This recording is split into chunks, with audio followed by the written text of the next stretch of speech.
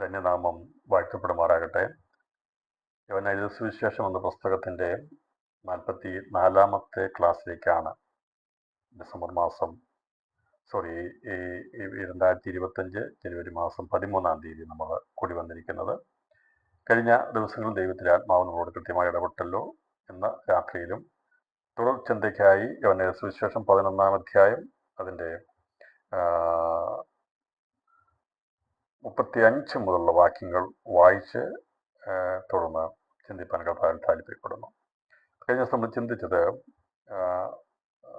യേശു ബേഥാനിയയിലേക്ക് വന്നു എന്നുള്ള ശ്രുതി ദേശത്ത് ഗ്രാമത്തിൽ പരക്കുവാനിടയെ തീർന്നു.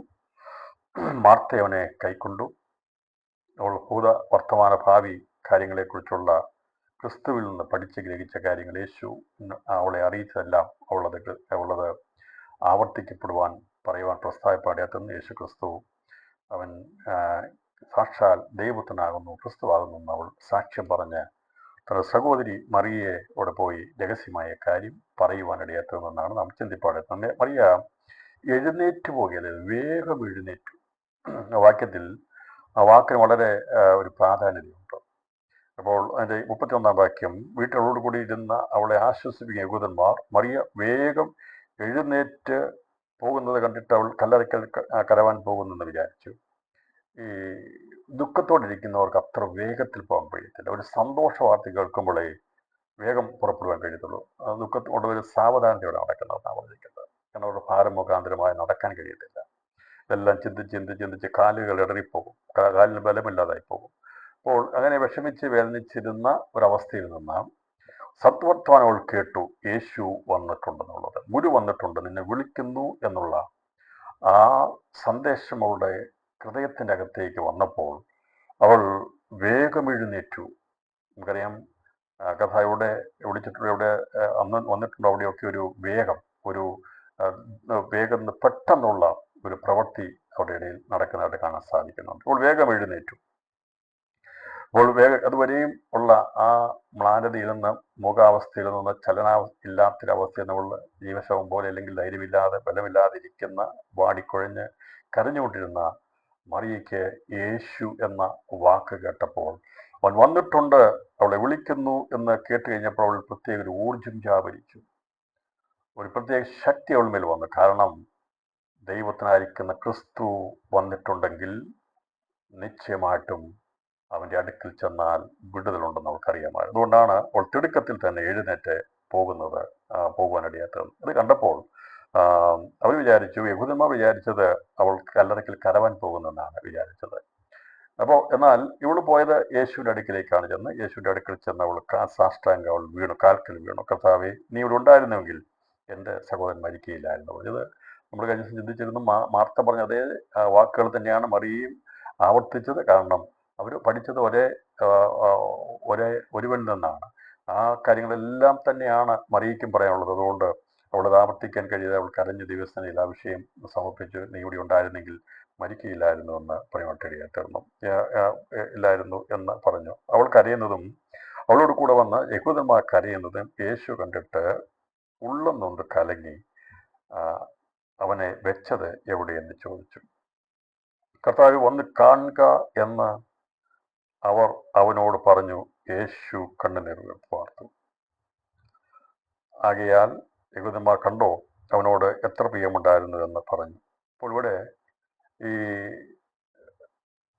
യേശു അവിടെ വന്ന് ആ ഗ്രാമത്തിൽ വന്ന് മറിയ വന്ന് അവനെ സ്വീകരിച്ചു എന്ന് പറഞ്ഞാൽ അവൻ്റെ കാൽക്കൽ വീണ് കരഞ്ഞതോടുകൂടി കഥ ചോദിച്ചവനെ വെച്ചത്. അവൻ കരയുന്നതും കണ്ടിട്ട് യേശു കണ്ട് ഉള്ളം നൊന്ത് കലങ്ങി.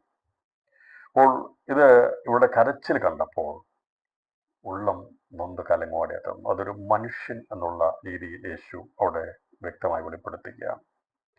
അവൻ സാക്ഷാൽ ദൈവവും സാക്ഷാൽ മനുഷ്യനുമായിരുന്നു.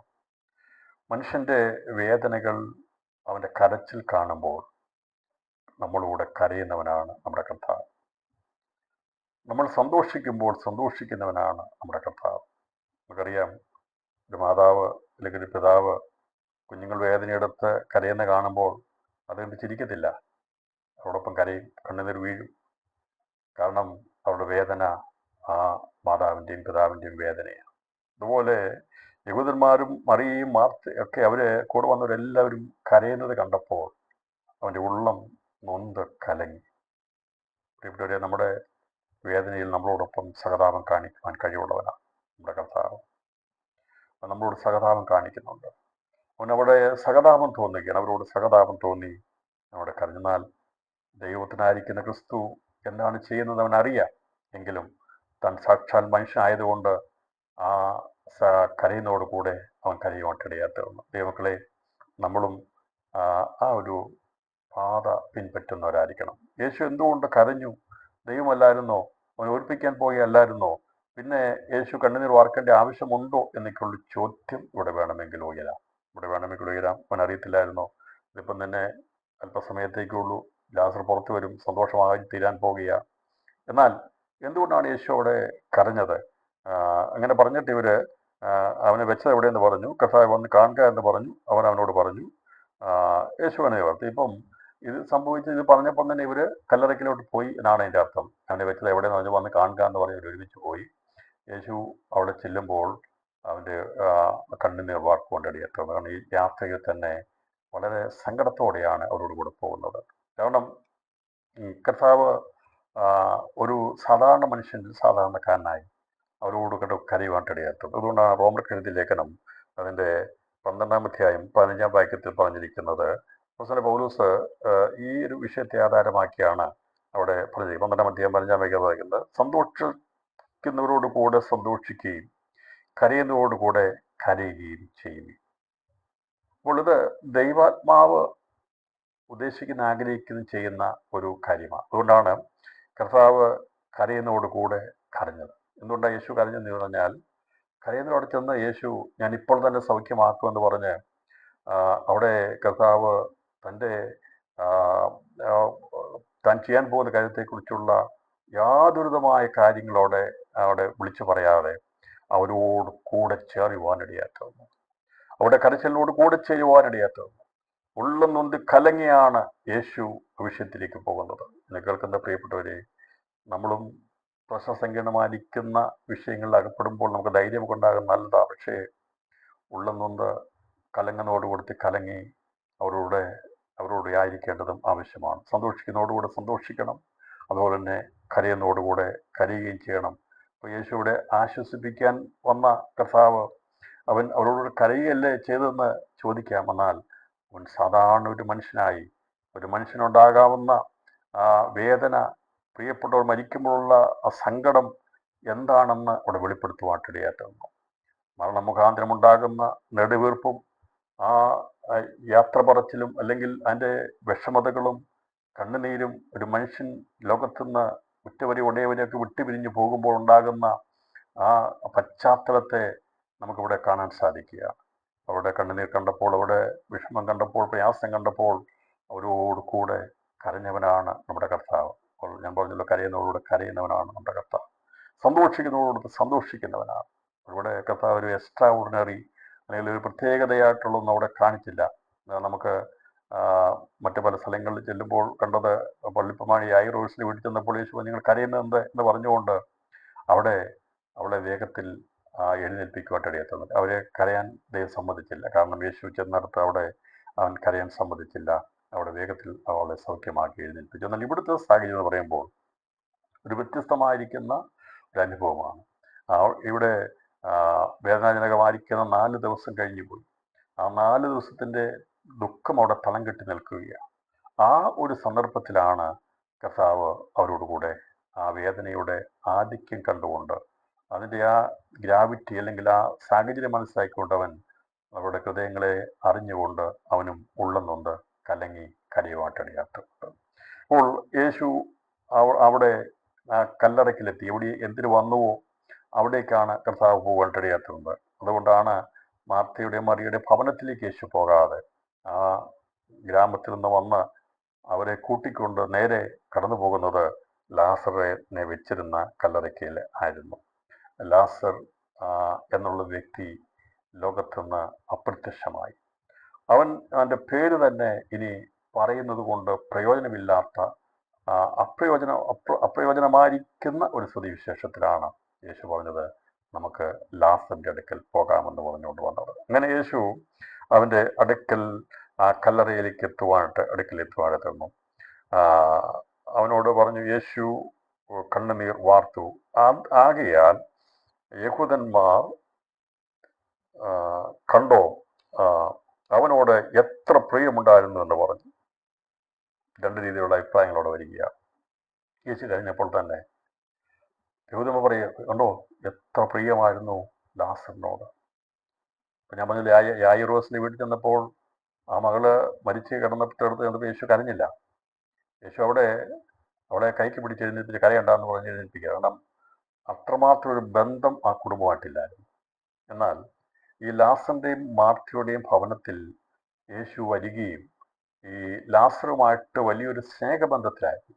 അതുകൊണ്ടാണ് ഈ 4 ദിവസം കഴിഞ്ഞപ്പോൾ ഇവിടെ വന്നപ്പോൾ കർത്താവ് ഉയർപ്പിക്കാനാ വന്നെങ്കിലും അവൻ ആ സ്നേഹം അവരെ എത്രമാത്രം സ്നേഹിച്ചു എന്നുള്ളതിൻ്റെ വെളിപ്പെടുത്തലായിരുന്നു അവൻ്റെ കണ്ണുനീർ വാർത്തയിൽ നിന്ന് കാണുന്നത്. എന്നെ കേൾക്കുന്ന പ്രിയപ്പെട്ടവരെ, കർത്താവിന് പ്രിയരായിട്ട് ജീവിച്ചാൽ നമ്മുടെ വിഷമതകളിൽ നമ്മളോടുകൂടെ കരയുന്നവനാ നമ്മുടെ കർത്താവ്. നമ്മുടെ ഇല്ലായ്മകളിൽ, നമ്മുടെ ഭാരങ്ങളിൽ, നമ്മുടെ വേദനകളിൽ അവനും വേദനിക്കുക. ഒരു പിതാവ്, ഒരു മാതാവ് മക്കളുടെ പ്രശ്നങ്ങളിൽ വേദനിക്കുന്ന പോലെ, ഭാരപ്പെടുന്ന പോലെ നമ്മുടെ ദൈവവും നമുക്ക് വേണ്ടി വേദനപ്പെടുന്നുണ്ട്.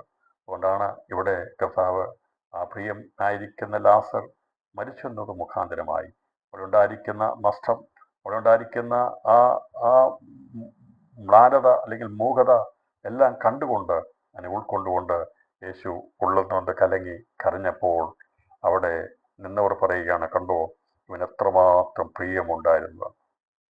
ഇവരും ശിഷ്യന്മാരും കൂടെ വന്നവരൊക്കെ ആദ്യമായിട്ടാണ് ഇങ്ങനൊരു സന്ദർഭം കാണുന്നത്.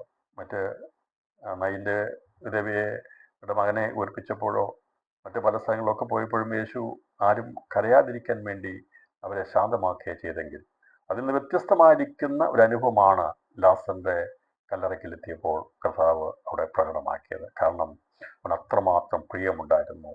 അപ്പോൾ മരണമായിരിക്കുന്ന ആ സാത്താൻ്റെ ആ ശക്തി മുഖാന്തരമായി ദൈവത്തിന് പ്രിയനായിരിക്കുന്ന ലാസർ പോലും മരിക്കേണ്ടി വന്നു. അപ്പോൾ ദൈവത്തിന് പ്രിയനായിരിക്കുന്നവർ പോലും ലോകത്തുനിന്ന് മരിക്കുന്നത് വേദനാജനകമാണ്. തൻ്റെ ഭക്തന്മാരുടെ മരണം യഹോവയ്ക്ക് വിലയേറിയതാകുന്നു എന്നാണ് പറഞ്ഞിരിക്കുന്നത്. അപ്പോൾ ദൈവത്തിന് വിലയേറിയതാണ് ഭക്തന്മാരുടെ മരണം. അപ്പോൾ അതിൽ ഒരു സാധാരണ ഒരു മനുഷ്യനുണ്ടാകാവുന്ന, സ്നേഹിക്കുന്ന ഒരു വ്യക്തി മരിച്ചു പോകുന്നുണ്ടാകുന്ന വേദനയും വ്യതയുമാണ് കർത്താവോടെ ഈ ലാസറിന്റെ കല്ലറയ്ക്കൽ വെളിപ്പെടുത്തുവാനിടയായിത്തീർന്നത്. അപ്പോൾ യഹൂദന്മാർ രണ്ടായിട്ട് തിരിഞ്ഞാണ് അവിടെ സംസാരിക്കുന്നത്. പറഞ്ഞു, ഇവന് എത്രമാത്രം പ്രിയമുണ്ടായിരുന്നു ലാസറിനോട്.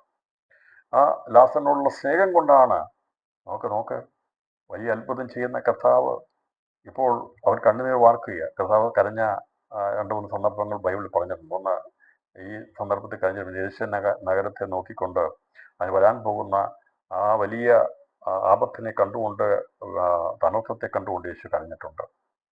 ഗത്സമനയിൽ യേശു കരഞ്ഞ് പ്രാർത്ഥിച്ചിട്ടുണ്ട്.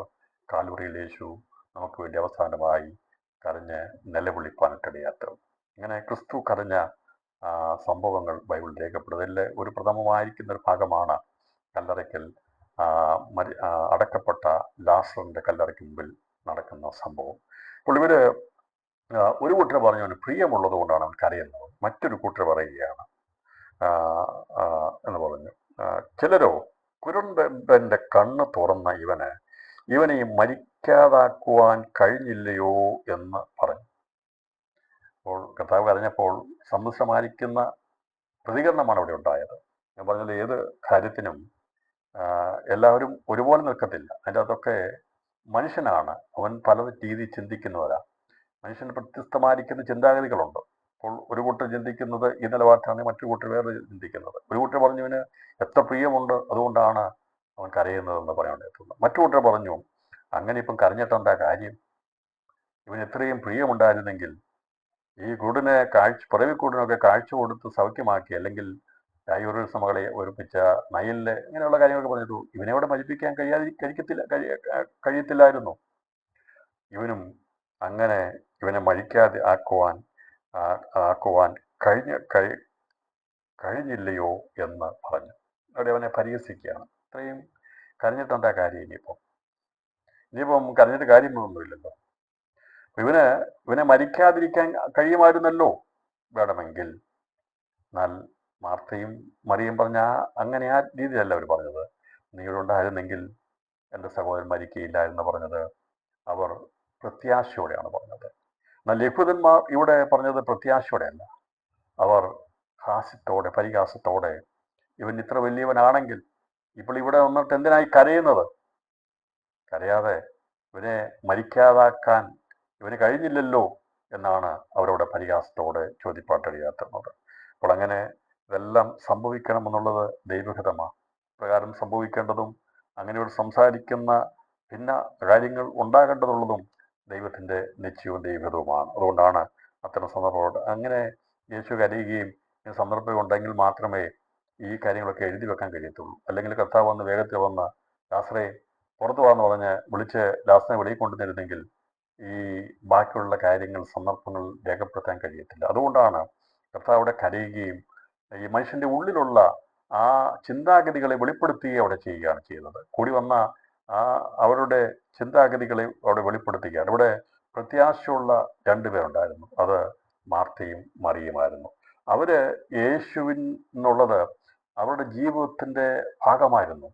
യേശു എന്നുള്ളത് അവരുടെ ജീവിതത്തിന്റെ വിലയേറിയ മൂല്യമായിരിക്കുന്ന ഒരു വ്യക്തിയായിരുന്നു ക്രിസ്തു എന്നുള്ളത്. അതുകൊണ്ട് അവർക്കെപ്പോഴും ക്രിസ്തു എന്നുള്ളത് അവർക്ക് ആരാധനാ വിഷയമായിരുന്നെങ്കിൽ, അവിടെ വന്നുകൂടിയ യഹൂദന്മാർക്ക് അങ്ങനെയായിരുന്നില്ല. അവർ രണ്ട് തട്ടിലുള്ളവരായിരുന്നു.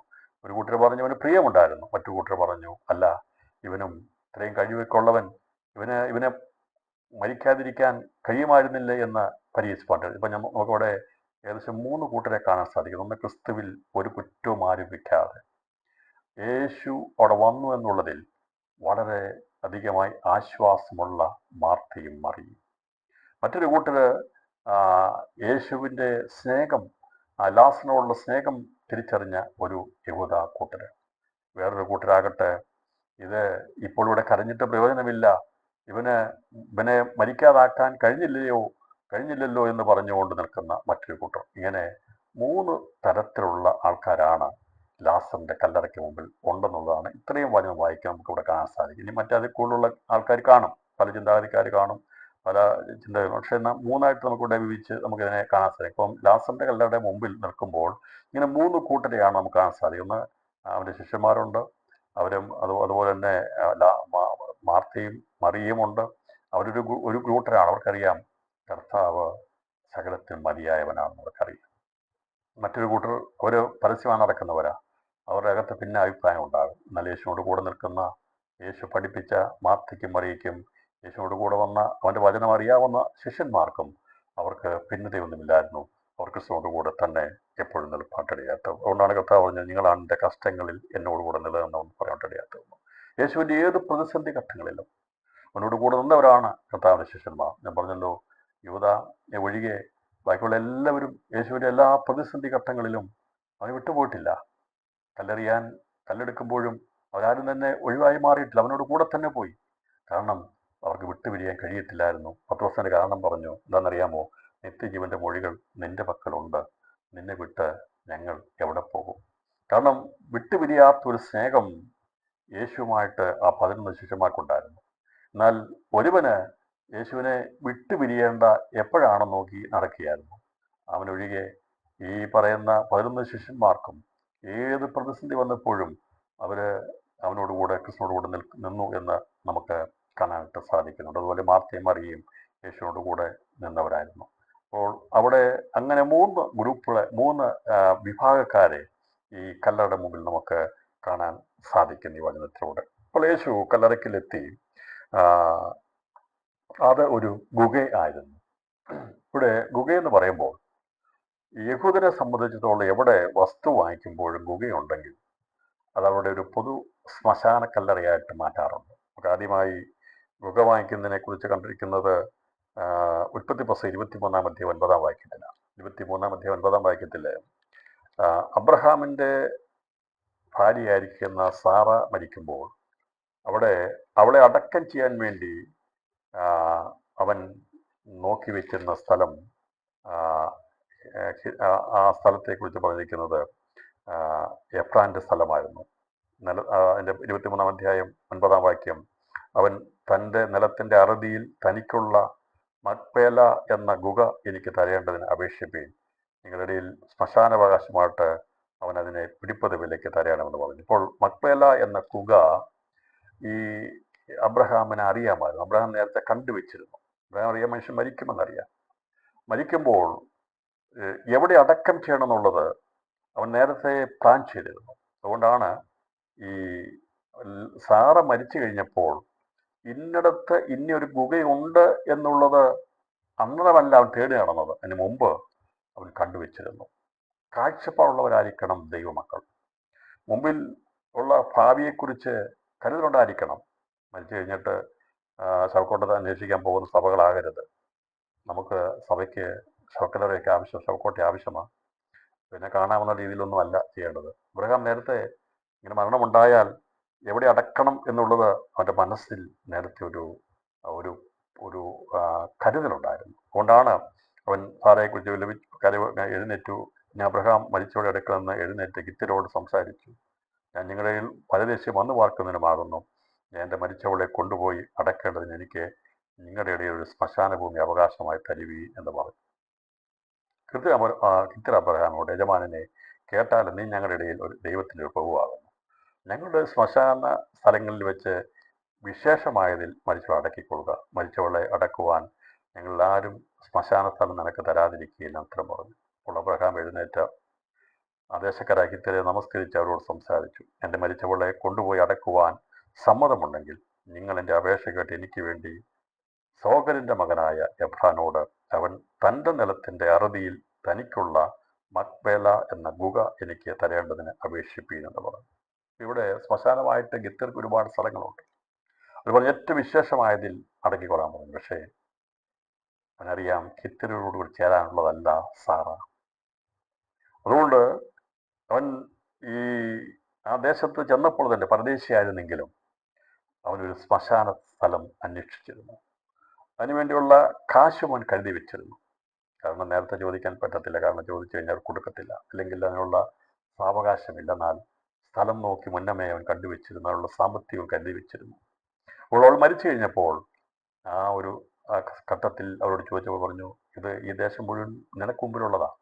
ഏത് ശ്മശാനത്തിൽ വിശേഷമായ സ്ഥലത്ത് നീ അടക്കിക്കൊള്ളാൻ പറഞ്ഞപ്പോൾ അവൻ പറഞ്ഞു, അവിടെയല്ല, ഞാൻ കണ്ടുവച്ചിരിക്കുന്നത് സോഗരിൻ്റെ മകനായിരിക്കുന്ന അവൻ എബ്രാൻ അവൻ്റെ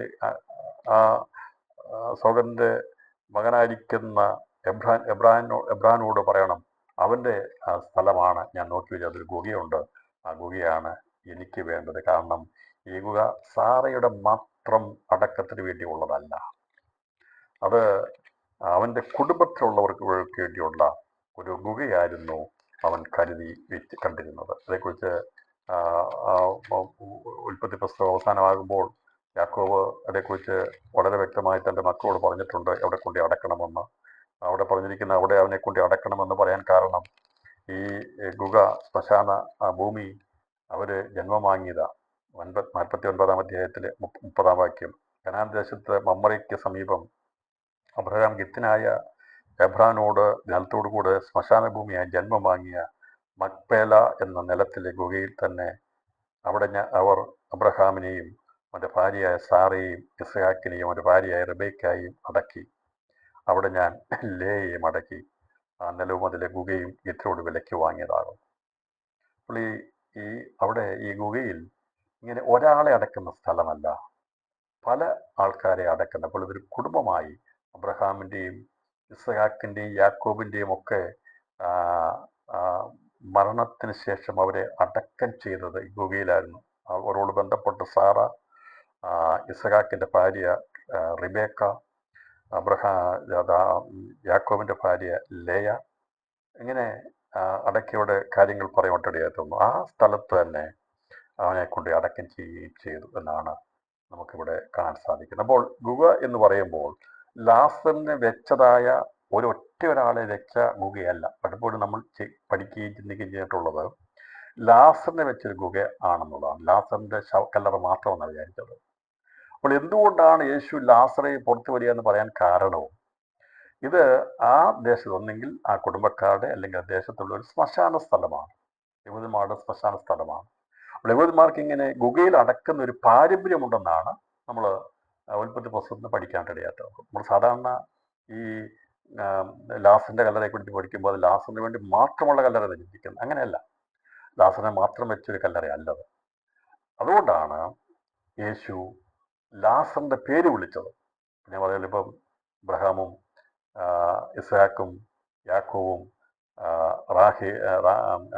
റിബേക്കയും ലേയയും ഒക്കെ കിടക്കുന്ന ആ കല്ലറ ഗുഹയിൽ ചെന്ന് അവരുടെ എല്ലാം അടക്കപ്പെട്ട് അവിടെ അസ്ഥിയിലെന്ത് കിടപ്പുണ്ട്. അപ്പോൾ അവിടുന്ന് പേര് വിളിക്കാതെ പുറത്തു വരാൻ പറഞ്ഞാൽ എല്ലാവരും പുറത്തു വരും എന്ന് പറഞ്ഞതുപോലെ ലാസറിനെ അടക്കം ചെയ്തൊരു ഗുഹ. അപ്പം ഞാൻ പറഞ്ഞത് യഹൂദിൻ്റെ ഒരു പാരമ്പര്യമാണ്. ഗുഹ കണ്ടാൽ അത് മനുഷ്യൻ മരിക്കുമെന്നറിയാം. മരിക്കുമ്പോൾ അവനെ അടക്കം ചെയ്യാൻ വേണ്ടിയുള്ള സ്ഥലമായിട്ടാണ് ഗുഹകളെ കണ്ടിരുന്നത്. ഗുഹകൾ അവർ ഉപയോഗിച്ചുകൊണ്ടിരുന്നത്. അത് ഇപ്പോൾ ഞാൻ ഉദാഹരണസഹിതം വെളിപ്പെടുത്തുന്ന മനസ്സിലാൻ വിചാരിക്കുന്നു. അപ്പോൾ ഈ ഗ്രാമത്തിലുള്ള ബേഥാനിയ എന്ന ഗ്രാമത്തിൽ ലാസറിന്റെ വീട്ടിലെ കല്ലറ എന്ന് പറയുമ്പോൾ അത് ലാസറിന്റെ മാത്രം ഒരു കല്ലറയായിരുന്നില്ല. ആ കല്ലറ ഒരു പൊതുവായിട്ടുള്ള ഉപയോഗത്തിന് വേണ്ടിയുള്ള ഒരു കല്ലറയായിരുന്നു, അല്ലെങ്കിൽ ഒരു ശ്മശാന സ്ഥലമായിരുന്നു എന്നാണ് പറഞ്ഞത്. അതുകൊണ്ടാണ് യേശുവിനെ അടക്കം ചെയ്യുമ്പോൾ ആരെയും അതുവരെ അടക്കം ചെയ്യാത്ത അരമധ്യയിലെ യോസഫ് പാറയിൽ വെട്ടി ഉണ്ടാക്കിയൊരു കല്ലെന്ന് പറഞ്ഞിരിക്കുന്നത്. അത് പാറയിൽ വെട്ടി ഉണ്ടാക്കിയ കല്ലറയാണ്. അതിന് മറ്റാരെയും അടക്കം ചെയ്യത്തില്ല. എന്നാൽ ലാസറിനെ അടക്കിയ കല്ലറയിൽ അങ്ങനെ ഒരു സ്റ്റേറ്റ്മെന്റ് പറഞ്ഞിട്ടില്ല. ലാസറിനെ അടക്കിയ കല്ലറയിൽ അവൻ മാത്രമല്ലായിരുന്നു. അതുകൊണ്ടാണ് ഞാൻ ഉൽപ്പത്തി പുസ്തകത്തിൽ തെളിവെടുത്ത് ഇവിടെ നിരത്തി അതിനെക്കുറിച്ച് സംസാരിപ്പാനിടയാത്തതുണ്ട്. അപ്പോൾ ഈ കല്ലറ ലാസറിന്റെ കുടുംബത്തിൽപ്പെട്ട അവൻ്റെ മക്കന്മാർ അല്ലെങ്കിൽ മറ്റുള്ളവർ അല്ലെങ്കിൽ ആ പൊതുവായിട്ടുള്ള ആ ഒരു കല്ലറയായിരുന്നു. ആ കല്ലറയ്ക്കലാണ് യേശു പോയി നിൽക്കുന്നത്. നമ്മുടെ ചിന്താഗതി ഒരുപക്ഷെ ആദ്യമായിട്ടായിരിക്കും ഇങ്ങനെ ഒരു മെസ്സേജ് കേൾക്കുന്നത്. ഇതുവരെ ലാസറിന്റെ കല്ലറ എന്നുള്ള ഒറ്റ ചിന്തയേ ഉള്ളൂ നമുക്കുണ്ടായിരുന്നത്. ലാസറിനെ മരിച്ചു ലാസറിനെ കൊണ്ട് വെച്ചുന്ന ഗുഹയെന്നായിരുന്നു. ഞാനത് തെളിവ് നടത്തിയത് ഒരു ഗുഹയായിരുന്നു. അതവിടെ ഈ മരണാനന്തര ശ്മശാന സ്ഥലമായി അതിനെ കണ്ടിരുന്നൊരു സ്ഥലമായിരുന്നു എന്നുള്ളതാണ് നമുക്കിവിടെ മനസ്സിലാക്കാൻ സാധിക്കും. അതുകൊണ്ടാണ് യേശു അവിടെ പോയി തനിക്ക് ബോധിച്ചവരെയാണ് കർത്താവ് വിളിച്ചുണർത്തുന്നത്. മരിച്ചവരിൽ നിന്ന് തനിക്ക് ഇഷ്ടമുള്ളവനെയാണ് വിളിച്ചുണർത്തുന്നത്. അതാണ് ദൈവപ്രവൃത്തി. അവിടെ ചെന്ന് എല്ലാവരും അവിടെ കിടക്കുമ്പോൾ പുറത്തു വരാൻ പറഞ്ഞില്ല. കാരണം അവിടെ ചെന്നപ്പോൾ യേശുവിന് അറിയാം ഇതിന് മുമ്പ് അവിടെ അടക്കം ചെയ്ത ആൾക്കാരുണ്ട്. അതുകൊണ്ടാണ് കർത്താവ് അവിടെ പോയി നിന്ന് ഒരു പ്രത്യേകമായിട്ടുള്ള ഒരു പേര് വിളിപ്പാട്ടെടുത്തത്. ഞാനത് അതിനുള്ള തെളിവുകൾ ഞാൻ ഉൽപ്പത്തി പുസ്തകം നൽകുവാൻ ഇടയാത്തീർന്നു. അതുകൊണ്ട് ദാസനെ വെച്ച മാത്രം ഒരു കല്ലറയായിരുന്നു എന്നുള്ളതല്ല. അതിൽ നിന്ന് വ്യത്യസ്തമായി അതൊരു പൊതുവായിട്ടുള്ളൊരു ശ്മശാന സ്ഥലമായിരുന്നു. അങ്ങനൊരു രീതി യഹൂദന്മാർക്കുണ്ടായിരുന്നു എന്നുള്ളതും നമുക്കിവിടെ നിന്ന് കാണാൻ സാധിക്കും. അത് ഗുഹയാണ്, അല്ലെങ്കിൽ ശവക്കല്ലറയാണ്. ഒരു ശവക്കുഴിയാണെങ്കിൽ അത് ഒരൊറ്റയ്ക്കുള്ളതായിരിക്കും, ചിലപ്പോൾ അത് ഒറ്റയ്ക്കുള്ള സ്ഥലങ്ങളായിരിക്കും. എന്നാൽ ഇത് ഗുഹയായതുകൊണ്ട് ഇത് പരസ്യം, ഇതൊരു പൊതുവായിട്ടുള്ള ഒരു ശ്മശാന സ്ഥലമായിരുന്നു എന്നുള്ളതാണ് നമുക്കിവിടെ. അതുകൊണ്ടാണ് വാതിൽ വെച്ച് നമുക്കറിയാം, ഇവിടെയും ശ്മശാന സ്ഥലങ്ങളിലൊക്കെ പൊതുവായിട്ടുള്ള സെല്ലുകളുണ്ട്. അതിനൊരു ഗുഹ പോലെ ആയിരിക്കുന്നത്, അകത്ത് വയ്ക്കുക, തള്ളിയിടുക. എന്നാൽ വേറെ പ്രത്യേകമായിട്ട് കെട്ടിയുണ്ടാക്കുന്ന ശവക്കല്ലറകളുണ്ട്. അത് വ്യക്തികൾക്കോ കുടുംബങ്ങൾക്കോ വേണ്ടിയുള്ള ഒറ്റപ്പെട്ട കാര്യങ്ങളാണ്. ഇവിടെ ഗുഹയെന്ന് പറയുമ്പോൾ ഇത് പൊതുവായിട്ടുള്ള ഒരു ഒരു ഒരു ശ്മശാന സ്ഥലമായിരുന്നു എന്നുള്ളത് ഈ രാത്രിയിൽ പ്രത്യേകം ശ്രദ്ധിക്കണമെന്ന് ഈ വചന പഠനത്തിൽ ഞാൻ ഓർപ്പിക്കുന്നു. ആയിക്കോട്ടെ, എന്തും ആയിക്കോട്ടെ. ഇനിയിപ്പോൾ അതല്ല, അങ്ങനെയല്ല, ലാസറിന്റെ മാത്രമാണ് കല്ലെന്ന് പറഞ്ഞാലും നമുക്ക് കുഴപ്പമില്ല. അതൊന്നും വലിയൊരു തിയോളജിക്കലായിട്ടുള്ള വലിയ വിഷയങ്ങളൊന്നും അറിയാൻ പറഞ്ഞത്. അതൊരു പൊതുവായിട്ടുള്ള ഗ്രാമത്തിലുണ്ടായിരുന്ന ഒരു സ്ഥലമായിരുന്നു, ശ്മശാന സ്ഥലമായിരുന്നു, ഒരു ഗുഹയായിരുന്നു. അവിടെ ലാസറിനെ മാത്രമല്ല അടക്കിയിരുന്നത്. അതുകൊണ്ടാണ് കർത്താവ് അവിടെ ലാസറെ വെളിയെ വരിക എന്ന ലാസറിന്റെ പേര് വിളിച്ചത്. അങ്ങനെ വിളിച്ച് അവനെ വെളിയെ കൊണ്ടുപോകാൻ ഇടയാത്തതെന്നാണ് നമ്മൾ ഇതിൽ നിന്ന് മനസ്സിലാക്കിയത്. അപ്പോൾ യേശു അവിടെ ചെന്നിട്ട് ഗുഹയായിരുന്നു, ഒരു കല്ലും അതിന്മേൽ വെച്ചിരുന്നു. കല്ല് നീക്കുവി എന്ന് യേശു പറഞ്ഞു. അപ്പോൾ ഈ കല്ല് നീക്കുവിനെന്ന് യേശു അവിടെ ചെന്നിട്ട് പറയുക. അപ്പോൾ ഇവർ കല്ല് വെച്ചപ്പോൾ ഇനി അടുത്ത ഒരു ശവടക്കിന് വേണ്ടി മാത്രമേ കല്ല് തുറക്കാറുള്ളൂ സാധാരണ. അതുവരെയും അടയപ്പെട്ടിരിക്കുന്ന ആ കല്ലറ അടയപ്പെട്ട് കിടക്കും. മറ്റൊരാൾ മരിച്ചു കഴിയുമ്പോഴാണ് ഈ കല്ലറ വീണ്ടും തുറക്കുന്നത്, ഈ കല്ലുരുട്ടി മാറ്റുന്ന മറ്റൊരു ബോഡിയോട് ഇടാനായിട്ട്. എന്നാൽ ഇവിടെ അതിൽ നിന്ന് വ്യത്യസ്തമായിരിക്കുന്ന ഒരു ഒരു സംഭവം നടത്താൻ വേണ്ടിയാണ് യേശു വന്നിരിക്കുന്നത്. അപ്പോൾ ആ പൊതുവായിരിക്കുന്ന ആ ഗുഹ, ആ കല്ലറ ഒരിക്കൽ അടക്കം ചെയ്ത് അതവര് തേച്ച് പിടിപ്പിച്ച് കഴിഞ്ഞ് മണമൊന്നും വരാത്ത രീതിയിലെല്ലാം സെറ്റാക്കി വെച്ചിരിക്കുക. ഞാൻ അടുത്തൊരു ഡെഡ് ബോഡി വരുന്ന സമയത്തേക്ക് തുറക്കുകയുള്ളൂ. എന്നാൽ ഇവിടെ മറ്റൊരു ശവം എത്തുന്നതിന് മുമ്പ് അതിനുവേണ്ടിയല്ല ഈ കല്ലറ. അവിടെ വിചാരിച്ച് ഇനി അടുത്ത് തുറക്കുന്നത് അടുത്തൊരാൾ മരിക്കുമ്പോൾ അവരുടെ ഡെഡ് ബോഡി വെക്കാൻ വേണ്ടിയാണ്. അല്ല, യേശു അവിടെ 4 ദിവസം കഴിഞ്ഞ് എത്തി. കഥ പറഞ്ഞു, ഇത് തുറക്കണം. ഇനി ഇവിടെ ബോഡി വെക്കാൻ വേണ്ടിയല്ല, ഒരു മൃതശരീരം ഇതിൻ്റെ അകത്ത് വെക്കാൻ വേണ്ടിയല്ല, ഇതിനകത്ത് വെച്ചിരിക്കുന്ന എൻ്റെ പ്രിയനായവനെ വെളിയിൽ കൊണ്ടുവരാൻ വേണ്ടി അവനെ വെച്ചിരുന്ന ആ ഗുഹയുടെ കല്ല് നീക്കുവീൻ എന്നാണ് യേശു പറഞ്ഞതിൽ മറഞ്ഞിരുന്ന മർമ്മം. അപ്പോൾ അവരുടെ പൊതുവായിട്ടുള്ള ചിന്താഗതിയിൽ ഇനി ഈ കല്ല് ഉരുട്ടി മാറ്റുന്നത് മറ്റൊരു മൃതശരീരം വെക്കാൻ വേണ്ടിയാണെങ്കിൽ, യേശു അവിടെ എത്തിയത് തനിക്ക് പ്രിയനായവനെ വെളിയിൽ കൊണ്ടുവരാൻ വേണ്ടിയാണ്. ആ മരിച്ചു കിടക്കുന്ന ഇടയിൽ നിന്ന് അവനെ പേര് വിളിച്ച്, ഓമനപ്പേർ വിളിച്ച് അവനെ വെളിയിൽ കൊണ്ടുവരാൻ വേണ്ടിയാണ് യേശു അവിടെ വന്നിരിക്കുന്നതെന്നാണ് കർത്താവ് അവിടെ വെളിപ്പെടുത്തിയത്. അതുകൊണ്ടാണ് കർത്താവ് പറഞ്ഞത് കല്ല് നീക്കുവീൻ എന്ന് പറഞ്ഞു എന്ന് യേശു പറഞ്ഞു. മരിച്ചവരുടെ സഹോദരിയായ മാർത്ത കർത്താവെ നാറ്റം വെച്ചു തുടങ്ങി 4 ദിവസമായല്ലോ എന്ന് പറഞ്ഞു. യേശു അവളോട്, വിശ്വസിച്ചാൽ നീ ദൈവത്തിന്റെ മഹത്വം കാണുമെന്ന് ഞാൻ നിന്നോട് പറഞ്ഞില്ലയോ എന്ന് പറഞ്ഞു. ഇവൾ പറഞ്ഞു, കർത്താവേ, ഇത് 4 ദിവസമായ സംഭവമാണല്ലോ. അവളവിടെ ആ സന്ദർഭത്തെ ഒന്ന് വെളിപ്പെടുത്തി കൊടുക്കുകയാണ്. നമുക്ക് എപ്പോഴും ഈ സംഭവങ്ങളെക്കുറിച്ചുള്ള കാഴ്ചപ്പാടുള്ളവളായിരുന്നു മാർത്ത. എന്ത് സംഭവിച്ചു, നീ എന്ത് സംഭവിക്കും, എന്ത് സംഭവിക്കാനാ പോകുന്നുള്ള കാഴ്ചപ്പാടൊക്കെ ഉണ്ടായിരുന്നു. അവൾ പറഞ്ഞു, മരിച്ചു, ദാസൻ 4 ദിവസമായി മരിച്ചതാ, കെട്ടി അകത്ത് വെച്ചിരിക്കുന്നതാ, ഇനി തുറന്നു കഴിഞ്ഞാൽ ഇപ്പോൾ തുറന്നാൽ 4 ദിവസമായിട്ടുള്ളൂ, മാറ്റമായിരിക്കും വരുന്നത്. അവളുള്ള കാര്യമാണ് പറഞ്ഞത്. ഒരു കാര്യവും വ്യത്യസ്തമായിട്ടുള്ള അല്ലെങ്കിൽ ഒരിക്കലും സാധാരണമല്ലാത്തൊരു കാര്യമല്ല മാർത്ത പറഞ്ഞത്. ഏത് ഡെഡ് ബോഡി അടക്കിയിരിക്കുന്നത് 4 ദിവസം കഴിഞ്ഞ് തുറന്നു കഴിഞ്ഞാൽ അവിടെ മാറ്റമേ ഉണ്ടാകുകയുള്ളൂ. അവൾ പറഞ്ഞത് വാസ്തവമാണ്. അവൾ ആ യാഥാർത്ഥ്യത്തെ വിളിച്ചു പറഞ്ഞു. അവൾ പറഞ്ഞു, നാറ്റം വെച്ച് തുടങ്ങി എന്ന് പറഞ്ഞാൽ ചീഞ്ഞഴുകി തുടങ്ങി. 4 ദിവസം കഴിഞ്ഞല്ലോ, ഇപ്പോൾ അത് അഴുകി തുടങ്ങിയിട്ടുണ്ട്, കണ്ണുകൾ വേർപെട്ടിട്ടുണ്ട്, അതെ, മാംസങ്ങൾ അടന്നുപോയിട്ടുണ്ട് എന്ന് പറഞ്ഞാൽ ദ്രവത്വത്തിൽ ആയിത്തീർന്നു, ദ്രവിച്ചു തുടങ്ങി, അവൻ പുഴുത്തു തുടങ്ങി, അവൻ്റെ അവയവങ്ങൾ വിട്ട് അത് എല്ലിൽ നിന്ന് വേർപെട്ടു തുടങ്ങി. കെട്ടിവെച്ചിരിക്കുന്ന അതിൻ്റെ അകത്ത് അവൻ്റെ ശരീരാവയവങ്ങൾ അത് പഴുത്ത് വീർത്ത് അത് ചീഞ്ഞഴുകി തുടങ്ങി നാറ്റം വെക്കുന്ന അവസ്ഥയായി തീർന്നു എന്നുള്ളത് മാർത്ത പറഞ്ഞത് അതൊരു തെറ്റായ കാര്യമുണ്ടായിരുന്നു. അവൾ പറഞ്ഞത് കൃത്യമായ കാര്യമായിരുന്നു. അത് വളരെ വ്യക്തവും. അവൾ പറഞ്ഞത് സാഹചര്യങ്ങളെ പഠിച്ചുകൊണ്ടാണ് അവൾ പറഞ്ഞത്. യേശു അവൾ പറഞ്ഞത് ഇതെവിടെ അവിശ്വാസം കൊണ്ട് അവൾ പറഞ്ഞതല്ല.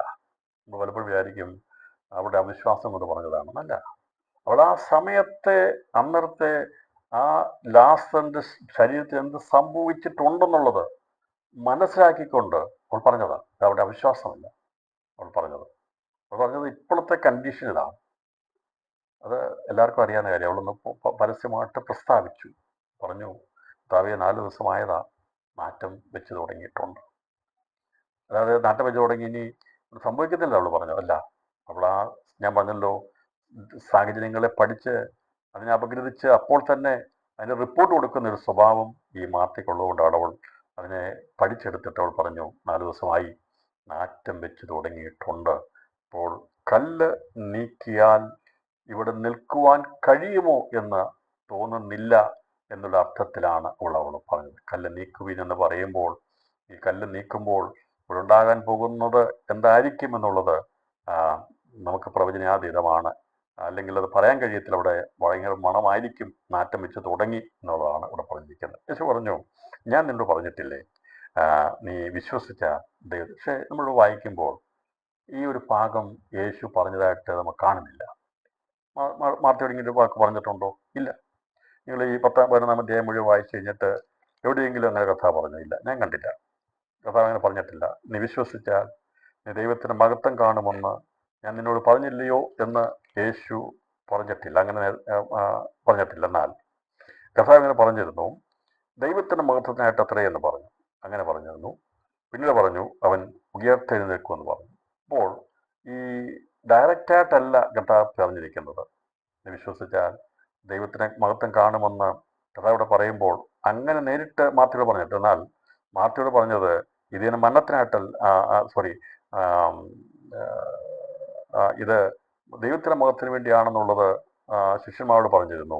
ഈ ഈ മാർത്തിയോട് പറഞ്ഞത് നിന്റെ സഹോദരൻ ഉയർത്തി നിൽക്കുമെന്നാണ് പറഞ്ഞത്. എൻ്റെ 23 വാക്യത്തിൽ പറഞ്ഞിരിക്കുന്നത്, അറിയുന്നത് പറഞ്ഞു, യേശു അവളോട് നിന്റെ സഹോദരൻ ഉയർത്തി നിൽക്കുമെന്ന് പറഞ്ഞു. വിശ്വസിച്ചാൽ ദൈവത്തിൻ്റെ മഹത്വം കാണുമെന്ന് അവിടെ കർത്താവിനോട് പറഞ്ഞില്ല. എന്നാൽ യേശു പറഞ്ഞതിൻ്റെ അർത്ഥം ഇതായിരുന്നു, നീ വിശ്വസിച്ചാൽ ദൈവത്തിൻ്റെ മഹത്വം കാണുമെന്ന് പറഞ്ഞതിൻ്റെ അർത്ഥം യേശുവോട് നേരത്തെ പറഞ്ഞിരുന്നു, നിന്റെ സഹോദരൻ ഉയർത്തെഴുന്നേൽക്കുമെന്ന്. അവൾ പറഞ്ഞു, അതേ കർത്താവേ, ഒടുക്കത്തെ നാൾ ഉയർത്തെഴുന്നേൽക്കുമെന്നും ആണ് അവൾ പറഞ്ഞത്. കർത്താവ് പറഞ്ഞു, ഞാൻ തന്നെയാ പുനരുത്ഥാനവും ജീവനെന്ന് പറഞ്ഞു. നമുക്ക് ചിന്തിച്ചത് ഇവളോട് പറഞ്ഞിരുന്നത് നിന്റെ സഹോദരൻ ഉയർത്തെഴുന്നേൽക്കും.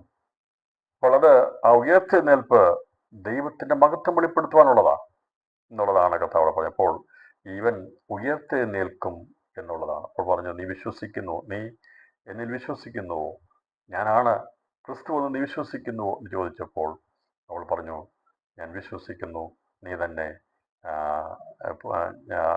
അറിയുന്നെന്ന് പറഞ്ഞു.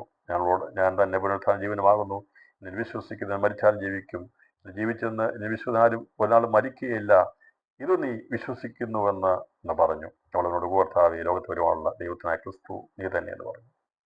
ഇവിടെയാണ് കർത്താവ് പറഞ്ഞത്, ഞാൻ പുനരുത്ഥാനവും ജീവനുമാകുന്നു. പുനരുത്ഥാനവും ജീവനുമുണ്ട്, പുനരുത്ഥാനവും മരണവുമുണ്ട്, രണ്ടും വ്യത്യസ്തമുണ്ട്. അപ്പോൾ യേശുക്രിസ്തു പുനരുത്ഥാനവും ജീവനെന്ന് പറഞ്ഞാൽ നിത്യമുള്ള ബന്ധത്തിലുള്ളവരാണ്. എന്നാൽ ഒടുക്കത്തെ നാളിൽ പുനരുത്ഥാനം പ്രാപിക്കുമ്പോൾ പുനരുത്ഥാനം പ്രാപിക്കും, എന്നാൽ അവർ നിത്യമരണത്തിന് വേണ്ടി പോകുന്നവരാണ്. പുനരുത്ഥാനം ജീവൻ എന്ന് പറഞ്ഞാൽ ക്രിസ്തുവിനുള്ളവരാണ് പുനരുത്ഥാനത്തിൽ നിത്യജീവനോടുകൂടി അല്ലെങ്കിൽ അതിന് ശ്രേഷ്ഠമേറിയ നിലവാരത്തിൽ പുനരുത്ഥാനം പ്രാപിക്കുന്നത്. എന്നാൽ പുനരുത്ഥാനമുള്ള നീതിവന്മാർക്കും ദുഷ്ടന്മാർക്കും നീതികെട്ടവർക്കും പുനരുത്ഥാനമുണ്ട്. അപ്പോൾ യേശുക്രിസ്തു പുനരുത്ഥാനവും ജീവനുമാകുന്നു എന്ന് പറയുമ്പോൾ ഈ നീതികെട്ടവരും പുനരുത്ഥാനം പ്രാപിച്ച് അവർ എഴുന്നേറ്റ് വരും, ജീവൻ കാണും. പക്ഷെ അവർ നിത്യ നരകാഗ്നി ജീവനോട് തള്ളപ്പെടാനുള്ളവരാണ്. അവർക്ക് ജീവൻ കിട്ടുന്നത് അത് മരണത്തിലേക്ക് പോകാനുള്ളവരാണ്. എന്നാൽ പുനരുത്ഥാനത്തിൽ ജീവൻ പ്രാപിച്ച് തേജസ്സുള്ളവരായി വെളിപ്പെടുന്നവർ കർത്താവിനോട് നിത്യം വസിക്കാനുള്ളവരാണ്. കർത്താവ് പറഞ്ഞു, എൻ്റെ ശബ്ദം കേട്ട് കല്ലറകളുള്ള എല്ലാവരും ഉയർത്തെഴുന്നേൽക്കും. പറഞ്ഞാൽ യേശുവിൻ്റെ വചനത്തെങ്കിൽ സകല മനുഷ്യരും പുനരുത്ഥാനം പ്രാപിക്കും. എല്ലാവരും പുനരുത്ഥാനം പ്രാപിച്ച് ജീവനോടെ എഴുന്നേറ്റ് വരും. പക്ഷെ എന്നാൽ ഒരു കൂട്ടർ നിത്യ നരകാഗ്നിയിലേക്ക് മരണത്തിന് വേണ്ടി തള്ളപ്പെടുമ്പോൾ ദൈവകൃപയിലുള്ളവരും ജീവവസ്തുതയുള്ളവരും അതുപോലെ നഗരത്തോടും ഗോപുരങ്ങളോടും മതിലിനോടും വിശുദ്ധ മന്ദിരത്തോടും ചേരാനുള്ളവർ, പൊതുവാന ഭൂമിയിൽ ചേരാനുള്ളവരും മാത്രമേ ഈ നിത്യജീവനോഹരിക്കരായി ആ തേജസ്സിൽ വെളിപ്പെടുകയുള്ളൂ. ഇവിടെ കഥ പറഞ്ഞ് ഞാൻ പുനരുത്ഥാനവും ജീവനുമാകും. നമ്മളതേക്കുറിച്ച് ചിന്തിച്ചിരുന്നു. ഇവിടെ പറഞ്ഞിരുന്നു, നീ വിശ്വസിക്കുന്നുവോ? എനിക്ക് ഏത് മനുഷ്യന് മേലും അധികാരമുള്ളവനാണ്. ഒരു മനുഷ്യനെ മരിച്ചു കഴിഞ്ഞാൽ അവനെ ഉണർത്തിക്കൊണ്ടിരുവാൻ അധികാരമുള്ളവനാണ് യേശുവെന്ന് ഇവിടെ വെളിപ്പെടുത്തുകയാണ് ചെയ്തത്. അതുകൊണ്ട് പറഞ്ഞു, നീ വിശ്വസിച്ചാൽ നീ ദൈവത്തിൻ്റെ മഹത്വം കാണുമെന്ന് ഞാൻ നിന്നോട് പറഞ്ഞുവല്ലോ എന്ന് പറഞ്ഞു. പറഞ്ഞു, മാറ്റം വെച്ചത് നീ പറഞ്ഞത് ശരിയാണ്, അതിന് മാറ്റമില്ലാത്ത കാര്യമാണ്. എന്നാൽ നമ്മുടെ കണക്കൂട്ടുകൾക്ക് അപ്പുറമായിട്ട് പ്രവർത്തിപ്പാൻ വിശ്വാസത്തിന് കഴിയും, എൻ്റെ വാക്കിന് കഴിയും. അപ്പം ദൈവത്തിൻ്റെ വചനമാണ് വിശ്വാസം. കഥ പറഞ്ഞു, ഞാൻ പറഞ്ഞ വാക്കിൽ നീ വിശ്വസിച്ചാൽ അത് മഹത്വമായി തീരാൻ പോകുകയാണ്. അതുകൊണ്ട് ഞാൻ പറഞ്ഞ വിഷയത്തിന്മേൽ ദൈവപ്രവൃത്തി വെളിപ്പെടാൻ പോവുകയാണ് എന്ന് പറയുവാൻ കഴിയാത്തത്. അവർ കല്ല് നീക്കി. ഇത് കഥ പറഞ്ഞപ്പോൾ അവിടെ നിന്ന് എല്ലാവർക്കും മനസ്സിലായി, യേശുവിൻ്റെ വാക്ക് അത്ഭുതത്തിൻ്റെ വാക്കാണ്, അത്ഭുതം ചെയ്യാൻ പോവുകയാണ്.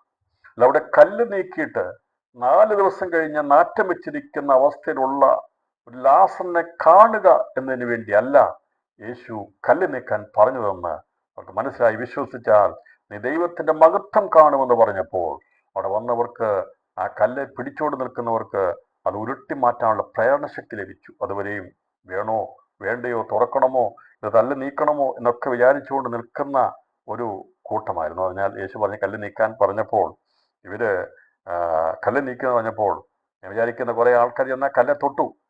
പക്ഷേ ഇത് ഉരുട്ടി മാറ്റണോ, ഇത് എന്ത് ചെയ്യണം എന്നുള്ളൊരു സംശയത്തിൽ നിൽക്കുമ്പോഴാണ് ഈ മാർത്ത ഇത് പറഞ്ഞത് 4 ദിവസമായി. അപ്പൊ അത് കേട്ടപ്പോൾ തന്നെ ഈ അത് കല്ലുരുട്ടാൻ വേണ്ടി ചെന്നവർ പോലും കൂടെ ഞാൻ വിചാരിക്കുന്ന കൈ പുറകോട്ട് വലിച്ച് മാറി നിന്നതാണ്. പക്ഷെ കഥ പറഞ്ഞു, വിശ്വസിക്കാൻ ദൈവത്തിന്റെ മഹത്വം കാണും. ഇന്ന് രാത്രിയിലും ചില കല്ലുകൾ ഉരുട്ടി മാറ്റാൻ വേണ്ടി നമ്മൾ പലപ്പോഴും മുന്നോട്ട് വരാറുണ്ട്. പക്ഷെ നമ്മളുള്ള അവിശ്വാസം പലപ്പോഴും പൊങ്ങി വരാറുണ്ട്. മനുഷ്യമായിട്ടുള്ള അവിശ്വാസമാണ്. ഞാനും നിങ്ങളെല്ലാം മനുഷ്യർ മാർത്തയെ പോലുള്ളവരാ. നമുക്ക് എല്ലാവർക്കും ആ ഒരു സാഹചര്യം നമ്മുടെ ജീവിതത്തിൽ ഉണ്ടാകും. നമ്മുടെ വാക്കുകളിൽ എപ്പോഴും നമുക്ക് പോസിറ്റീവായിട്ട് മാത്രം പറയാൻ കഴിയും. ചിലപ്പോൾ തകർന്നു പോയി, എല്ലാം തീർന്നു എന്നൊക്കെ നമ്മൾ പറയാറുണ്ട്. അങ്ങനെ പറഞ്ഞിട്ടില്ലേ? പറഞ്ഞിട്ടുണ്ട്. അതായത് നമ്മൾ എപ്പോഴും പോസിറ്റീവായിട്ട് ദൈവത്തിന് സ്തോത്രം, ഒരു കുഴപ്പമില്ല, അങ്ങനെയല്ല. മനുഷ്യനാ അല്ലേ? നീ ഇല്ല, തീർന്നു പോയി, രക്ഷയില്ല എന്നൊക്കെ പറഞ്ഞു പോയിട്ടുണ്ട്. നമ്മൾ കല്ല് നീക്കാൻ വേണ്ടി വളരെ ആവേശത്തോടെ മുന്നോട്ട് ചെല്ലുമ്പോൾ പലപ്പോഴും കൈ വലിച്ച് പുറകോട്ട് മാറിയിട്ടുണ്ട്. നടക്കുമോ എന്നുള്ള ഭീതി ഉണ്ടായി മാറിപ്പോയിട്ടുണ്ട്. അങ്ങനെ മനുഷ്യ സഹജമായിരിക്കുന്ന ഒരു സാഹചര്യത്തിന്റെ സന്ദർഭമാണ് ലാസറിന്റെ കല്ലറയ്ക്കൽ കാണാൻ സാധിക്കുന്നത്. അത് യേശു പറഞ്ഞതനുസരിച്ച് പ്രവർത്തിക്കാൻ വേണ്ടി മുമ്പോട്ട് നീങ്ങുമ്പോൾ തന്നെ പുറകോട്ട് വലിക്കുന്ന ചില ആലോചനകൾ വരുവാനിടയായിത്തീരും. അതായത് മനുഷ്യനാണ്. അപ്പോൾ ഈ കല്ല് ഉരുട്ടി മാറ്റാൻ വേണ്ടി അവിടെ ഞാൻ വിചാരിക്കുന്ന കല്ല് പിടിച്ചിരിക്കുന്ന ആൾക്കാർക്ക് ഇത് അവർക്ക് ഉരുട്ടി മാറ്റണമോ വേണ്ടയോ എന്നുള്ള രീതി നിൽക്കുമ്പോൾ യേശുവിൻ്റെ വാക്കുകളാണ് അവിടെ വിശ്വാസം വർദ്ധിപ്പിക്കുവാൻ ഇടയാത്തത്. മാർത്ത ഇത് പറഞ്ഞപ്പോൾ ഇവിടെ സംശയത്തോടെ നിൽക്കുന്ന ആ കരങ്ങളെ ദൈവമായ കർത്താവ് കാണുവാനിടയായി തന്നു. ഞാൻ വിചാരിക്കുന്നവരെല്ലാം ഈ കല്ലുരുട്ടി മാറ്റാനുള്ള അതിൽ നിന്ന് അവർ പുറകോട്ട് മാറുവാനിടയായി തന്നു. അവരത് സ്തംഭരായി പുറകോട്ട് മാറി നാട്ടം വെച്ച് തുടങ്ങിയിരിക്കുന്ന ഈ കല്ലുരുട്ടി മാറ്റി എന്താണ് ചെയ്യാൻ പോകുന്നത് എന്നുള്ളത് അവർ മനസ്സിലാക്കാൻ നിൽക്കുമ്പോൾ യേശു പറയുകയാണ്, ഇന്ന് രാത്രി കഥ പറയുകയാണ്, വിശ്വസിച്ച നീ ദൈവത്തിന്റെ മഹത്വം കാണും.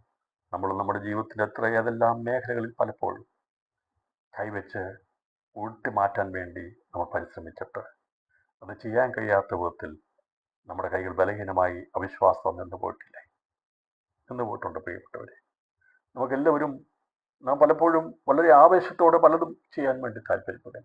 എന്നാൽ ഒരു സെക്കൻഡിനുള്ളിൽ നമ്മുടെ ഊർജ്ജം മുഴുവനും വിശ്വാസം മുഴുവനും ഇല്ലാതായി, അത് മുഴുവൻ തീർന്നു പോയി എന്നുള്ള ഒരു അനുഭവത്തിലേക്ക് അതെങ്ങനെയാണ്?